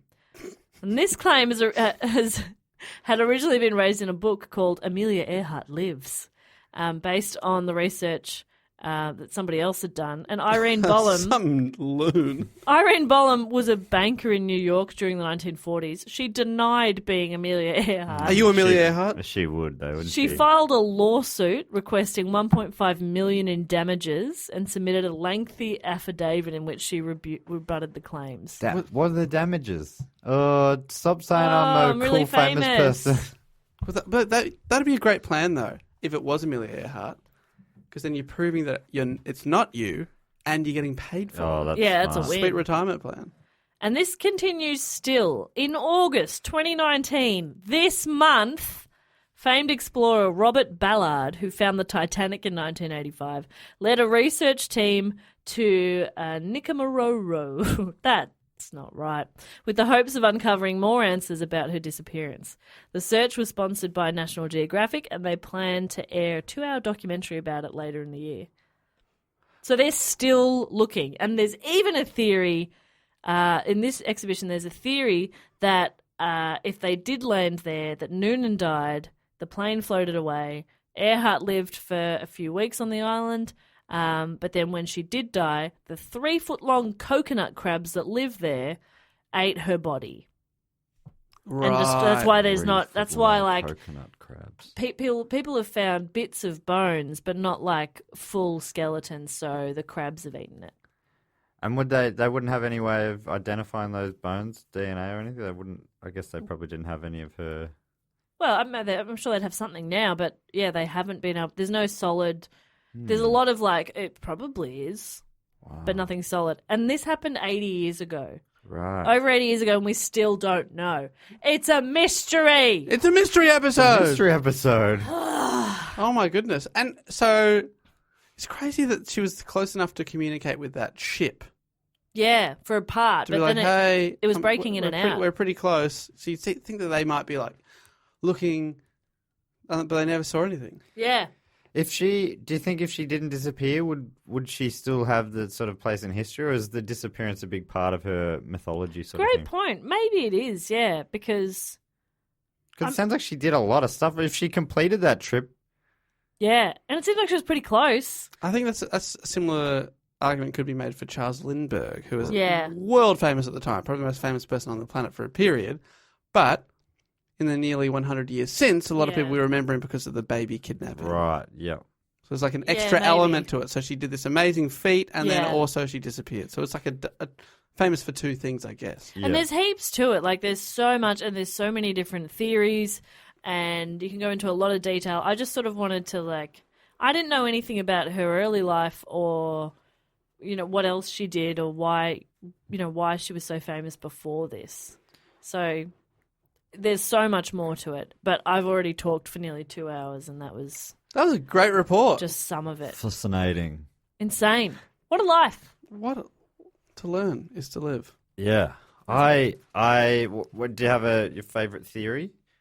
I like to think that she lived and then wasn't eaten by the slowly crabs, but starved. instead, she No. lived on and lived a happy life, Yep. and she just didn't want to be found. Uh-huh. She ended up loving life on that island, and she just sort of became friends with those coconut eating crabs and said, "Could you just eat some of me, so it looks like I'm dead?" Oh, wow, okay. So sort of worked in with them. Right. Yeah. What part? What would you sacrifice? Of her. No, of yourself, if Oh, you were myself, making that okay. call. That's an even harder call to make. I'd say, Easier to sacrifice her left leg. yeah, I don't know. I think all parts of me are really important to me. Interesting. So maybe she had a similar feeling about her own Maybe body. my appendix? Yeah, get rid of that. Tonsils? One kidney? Let the crabs eat Tops. your tonsils. Yeah. Get in there. Cut them out. Get them out of there. Yeah, anyway, that's Great report. And if I can add a non-fun fact at the end here, just to Please. clear it up. A nautical mile is larger than a regular land mile, if you will. Great. And it is based on the circumference of the Earth. Oh. It's travelling a certain distance On the curvature. on the curvature, that's right. It's a minute Right. of arc on the planet Earth is defined as 1 nautical mile. A minute of arc. Yeah, travelling that arc. And a minute not of time? What is a minute? No, of time. At what speed? That's weird. I don't like that. I don't talk. Well, to at me one, about it. it's also a knot is based on this as well, because a knot is a Right. unit of speed. If you travel at a speed of 1 nautical mile per hour, you are said to be traveling at the speed of 1 knot. That's how they work that out. You know, they say that ship was traveling at 7 knots. That's 7 nautical miles per hour. Jess, this info would work in well for your pirate character. Yeah, but she doesn't get it. You'd present it well. I don't understand it. You'd present it well. Nah. Oh, boy. Anyway, so there you have it. Great work, Jessica. Thank you, Matthew. Jessica Simpson. Nope. Where has your love gone? Wish I could remember the lyrics. I don't know that song. What is By that? Adam someone. Oh, no, let's not. Let's just do our favourite part of the show, which is the part that's dedicated to our Patreon listeners. Adam Green. Woo! Great. So what we do at the end of every episode is we like to give back to those people who give to us. That's right. And the first section is the fact, quote, or question Fact, quote, or question. section. Ding. Thank you, Dave. Where on the Sydney Shirebird Deluxe Memorial VIP level of Patreon, you get a bunch of extra rewards, including you get to vote for 2 of the 3 topics we do. You get to do all the other things like get bonus episodes. But you also get to give us a fact, a quote, or a question. Up to you. And this week's fact, quote, or question comes from listener. Dave, help me with the pronunciation when I muck it up. Jacoby D'Angel. Jacoby D'Angel. Thank you. And Jacoby. Hello, Jacoby. Jacoby, also you get to give yourself a title. And Jacoby has given himself the title writer, director, cinematographer, editor, producer, executive producer, and best boy of the Do Go On movie. Wow. It's a one-man film crew. This is real handy for us as well. Real Robert Rodriguez. Means we don't have to do any of that work. And he asks a question. He's taking a question He will option. not do his own gaffing, though. No. That's left to me. Great. Thanks, Jacoby. Jacoby. Am I saying that right? Jacoby. Sorry, Jacoby. And Jacoby asked the question, what do you think the story was? A question usually reserved for Meso at the Weekly Planet. But this week it's for you. What should the Do Go On movie be about? Let me know so we can get right into pre-production. Oh, the Do Go On movie. Well, I reckon it should be like Bohemian Rhapsody and sort of Right. shows how we came What's our Live Aid? to. Well, we haven't got there yet. All right. How we came to meet each other, to start the podcast. Then we started getting mega successful. The money went to my head. We had a falling out for a bit when I go solo. When does this stuff happen? This is in the future. Soon, Okay. if you keep interrupting me. And then I get really hard into drugs for a bit, and I realize the people I'm surrounding myself with are not good people. And then I come crawling back to you, and I say, "Oh, come on, go on, let's be friends again." And Yeah. you go, "All right." And then we play Live Aid. Whoa. Whoa. That's a great movie. So it is. It's just I haven't seen that, but that's the movie. Bohemian I also Rhapsody. haven't seen it, but it's Have you not? No. You've got to see it. Genuinely, actually, it was very good. Really? Mixed reviews is what I've heard. Oh, I liked it. I've heard nothing but bad reviews. Really? Apart from this current one. Oh, well, now I feel like an idiot. Well, I'm probably listening to idiots. Yeah, he did win the Oscar for it, Rami My Malek. opinion was that I enjoyed it. That's a beautiful. That's the only opinion you should And worry it was about. great in a cinema because it was very loud, and Queen's music is great. And it was also a huge hit. And the people aren't wrong. But I was just Often. telling you our story. I'm not talking about Bohemian Rhapsody. Okay, well, that's a great story. I don't know if I could add a lot to that. I would pay to see it, is what I'm saying. You're but there's got to be some sort of love interest. you're basically the Freddie Mercury character. Is that Matt, I'm the Freddie Mercury of this podcast. okay? Look at this big mouth. David, I guess that would make you the big hair guy who plays this. Brian on American Brian.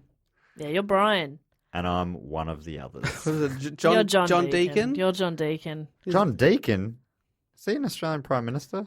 No. Alfred Deacon. And Number Deacon 2. spelt differently. And what's the other member's name? Roger.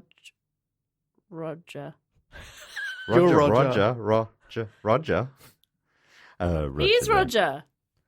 Roger. Roger. The blonde one, the drummer. Yeah, that's me. I'm Roger. Anyway, so that answers your question. Great question, Jacoby. Jacoby, we appreciate Hopefully that answers support. What is that, Dave? You got any other elements you would add in there? A sex scene? Oh. Is there a sex scene? I said there's got to be some sort of love Yeah, well, interest. there's a sex scene where the Jess character wakes the Dave character up from a plane. Oh, plane crash. That's exciting too. Yeah. Oh, we And a should sex add scene. elements to some of the stories. We split the party, Burke and Will style, Yeah. Yeah. on the way to the stage. Maybe like a Spinal Tap sort of homage where they can't find the stage. So we do. There's a whole section of the movie where we Burke and Will's this journey from the green room to the stage, and it takes us 6 Most months. of the film. Yeah. We Yeah. keep splitting the party until it's just us left and we have to eat a horse. Why is a horse backstage? I don't know. It's in our rider. Oh, normally the rider's on the horse. This time the horse is in the rider. It's almost something. It's Roger Taylor. Roger Taylor. Taylor. Sorry, Just- Roger. just I all did the- say Roger. You Well did say done. I Roger, would well have got done. Roger. Yeah, no, I think that's good. I reckon we add in a bunch of elements. Jacoby, I think, you're the writer, director, etc. We don't want to do all your writing work for you, but that's the basic idea. Yeah. It's Who's playing us? Roger Taylor will be I playing me. I'm gonna have Boris Becker, young Boris Becker, play me. You normally do it the opposite. That's great. You normally do it the opposite in the way that you pick an actor, not a tennis player. You pick someone who's younger than you so that they can play you at your age. I've done all the opposites. I'd like a young Pat Cash to play me. Oh, he'd be good. Oh, he'd be great. He'd Great be actor. great, A lot of sass. Yeah, A lot of energy. A lot of headbands. yeah. That Which I used to wear. iconic blue and white checked Oh, headband. beautiful. Which tennis player would play you? Come on. Ada Kolikova, surely. How dare you? Jeannie Bouchard. Oh, Oh. Eugenie Bouchard. Oh, For be- sure. Oh, beautiful name. Beautiful name. Beautiful Love that name. name. Beautiful tennis player. Beautiful, Ooh. beautiful forehand. Yeah, I meant her tennis playing, not her looks. Of Because I value course. so much more than that. Hey, we learned the lessons of Amelia Mm. and the 99 It's not about that. from Get Smart. And the budget would be Oh, What's the biggest Name a film number. budget? like 400 million is like double it. 800 million. A billion. Double it again. A billion. First $1 billion movie. Yeah. Yeah. I And reckon. We're gonna film it on the it's moon. Still shit. There is a part where we Sorry, go to the moon. Jacoby. Yeah, we go to the moon. Every one of the 200 episodes, we put all the elements into the movie somehow. Somehow. It references every episode. So we have to do the movie from now because, I mean, movies take a while, so there'll be other episodes in the Yeah. meantime. Yep. Fuck. And there's a part 2. This Oh, yeah. film will never end. Putnam. This too. is a film that never ends. Have we done a lamb chop sing along episode yet? We will. Anyway, Thank you so much, Jacoby. Am I saying that right? yes. You are Thank saying you. that perfectly. Good job. And the other thing we like to do is thank a few of our other patrons. And Jess normally comes up with a bit of a game for this section. What are you going to do this week, Jess? Can we give them that first?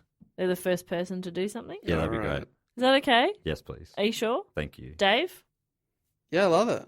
Do you? 100% approval. Dave, I never want to let you down. Never want to let you down. Never want to let you down. Never want to let you down. and Inside let you. Oh. Does he say beside you?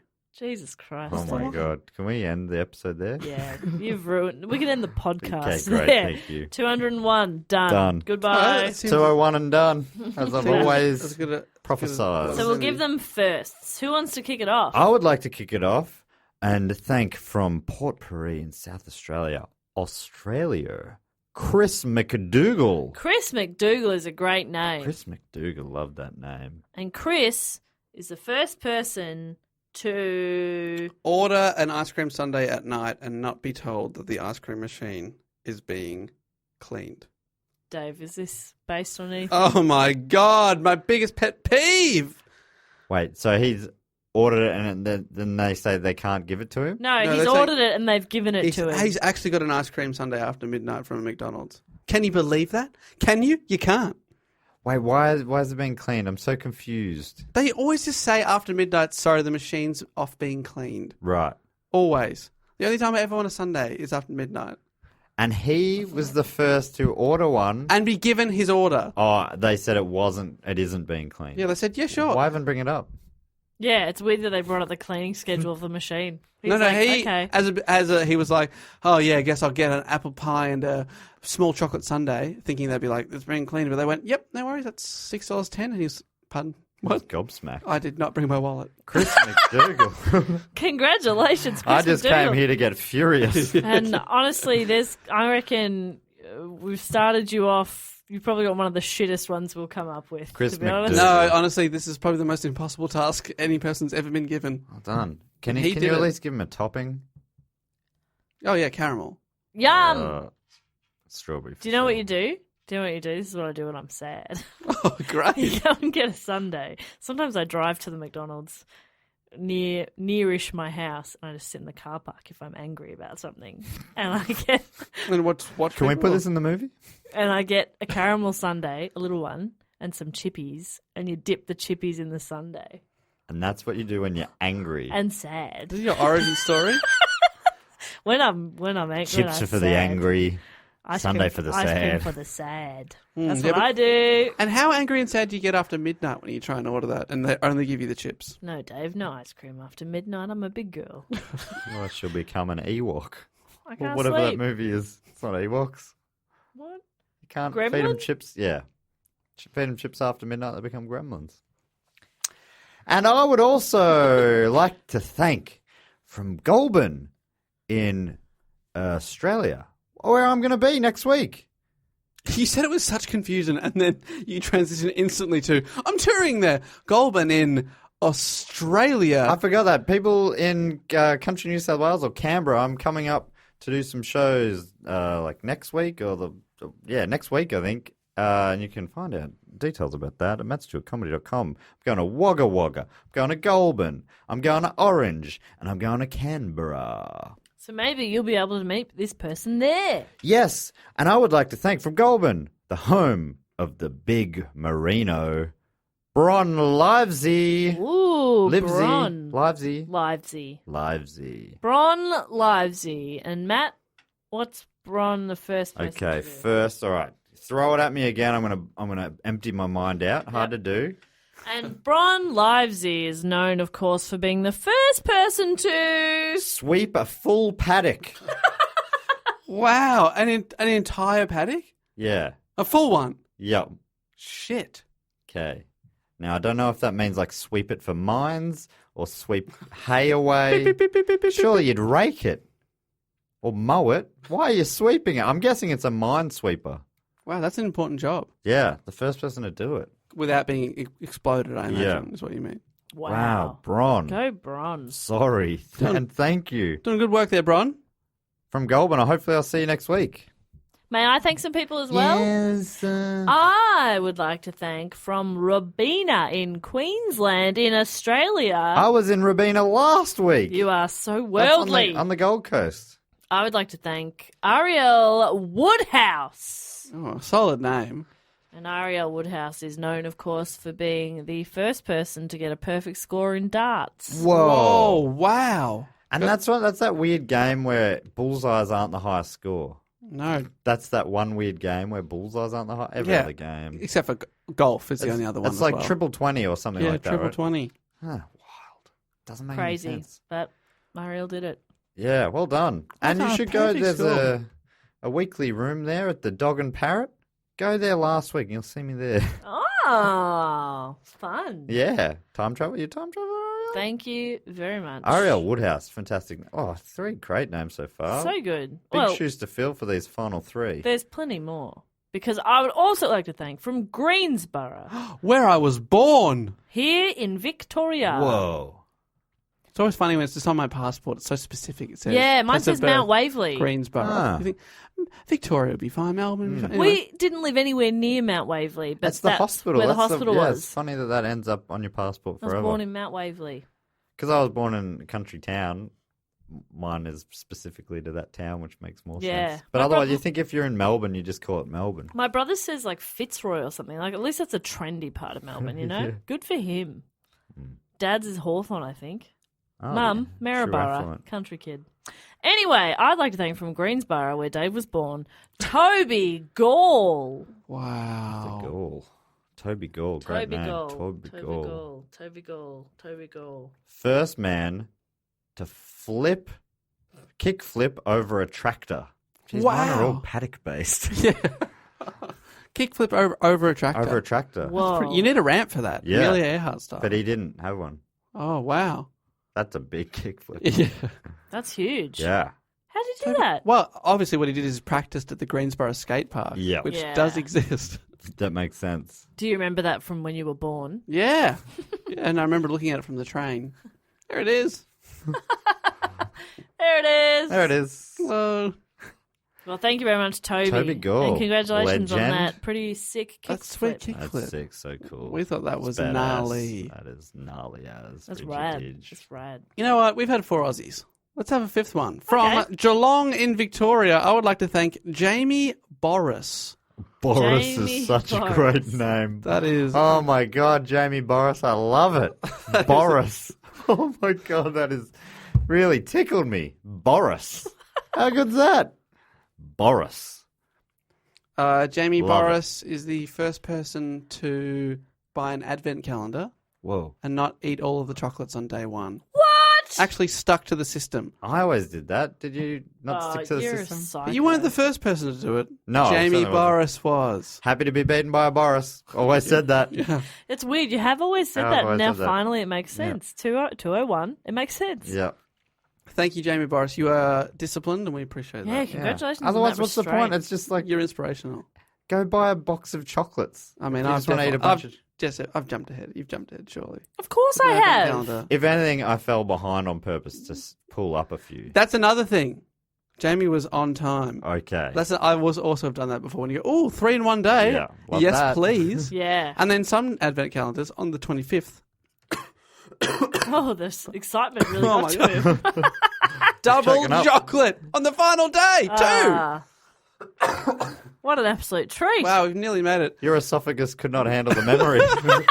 Started, Of all that chocolate. started spasming. Oh, boy. How exciting. Oh, thank you, Jamie Boris. Keep Boris, oh my fighting the good god. fight. Maybe my favourite name of all time, Jamie Boris. Can you explain to me why it's so good? No. Oh, no. Loving it. I mean, what was the name at the start of the episode? Something Jesus. God, Oh, that was yeah. incredible. I mean, we've had No, it was Elvis Jesus. Yeah. That has got to be a fake name. Yeah, surely. Nobody's got it that good. If only it was Elvis Boris. Oof. oh, now Mwah. we're talking. All right, thank you so much to the Boris. But finally, I would like to thank from a little bit further away here, Burstwick, East Yorkshire. Ah. I would like to thank William Young. William Oh. Young. Ah, William Young. Willie Young. Have we? I've done a couple. You've done a couple, Bob, have you? Yep. That means Dave bringing us home. I've done 2. All right, that's Bob. Both of mine were food-based. Both of mine were paddock based. Yes. Jess, what was your one? Can't even remember now. Darts. So Oh, yeah. mine's Oh, sports. yeah. Sport ba- Good. Okay, so Willie Young. Okay. First person to do a flip on a jet ski. Whoa. That is actually sick. That Yeah. is sick. That's badass. Yeah. Yeah. I reckon You're if telling Amelia me. Earhart was around now, that's the frontier she would have been. That's the kind pioneering. of shit she'd be Yeah. doing. She crazy. Yeah. Yep, but that's what William Young did. Got a jet ski. Dunk. So there's 2 ways this could go. He flips with the jet ski, or he's standing on the jet ski, does a backflip still on the jet ski. He's done both. Whoa! At the same time. Yeah. It actually defied physics. Right. It made no sense. Oh, Wow. Everyone was like, that was definitely CGI. that is. In real life, I'm looking at CGI. Yeah. How are they doing this? It's crazy. Nobody could believe it. Love that. Yep. Pretty wild. That's badass. That's So, fucking murder. that's Will Young. Well done, Will Young. Well done, Will We Young. appreciate a good backflip at the best of times. Oh, yeah. And that is at the best of times. That's a double backflip, though. Holy shit. Hey, if you want to be like one of those 6 absolute legends and support our show on Patreon, you can do that at any time at patreon.com/dogoonpod. We'll shout out to you. We'll tell you what record you've done or something like that. But also, probably the cooler part of the reward system is you get to know you are supporting the show, but also you get 2 bonus episodes a month. You can be part of the Facebook group.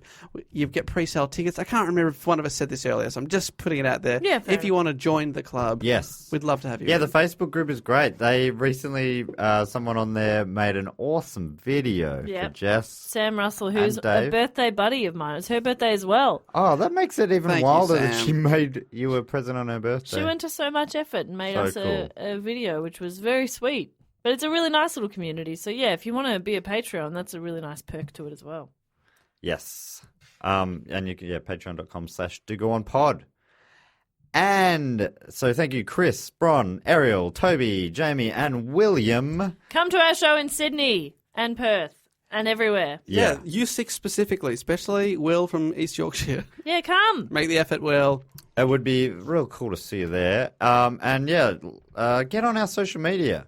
It's Do Go On Pod everywhere. We're on Instagram, Facebook, and Twitter. You can follow, subscribe to our YouTube channel, which is youtube.com/DoGoOnPod. And I'll be nearly up to date. I've scheduled the last 8 remaining episodes to go up, and the episode 99 and 200 are both episodes, which one of them recorded in our Airbnb in Brisbane, the other one on stage in Brisbane, and they were both fun. I remember the Airbnb in Brisbane we were mugging up for the camera a bit without mentioning it on the thing, so it'll be interesting to We were see mugging. if that makes it A more. lot of sexy eyes were being Oh, yeah. delivered to that camera. big From time. Dave, not from me. Oh, yeah, sorry. I wasn't looking at your eyes. Mine were going straight down the barrel the whole time. It was weird. I did not look away for 2 hours. And I'm Yeah. going to try and start putting some extra bits and pieces up there every now and then as well. So that should be fun if you want to be on there. So everything's basically Do Go On Pod. And you can find links to most of it from our website, dogoonpod.com. Yep. Hell yes. And I think that's it for another week. Fantastic report there, Jess. Appreciate that. We'll be back next week with another, hopefully, fantastic report. I've already got the vote up. It's real close, but it's going to be sick. Great. 3 options are all great.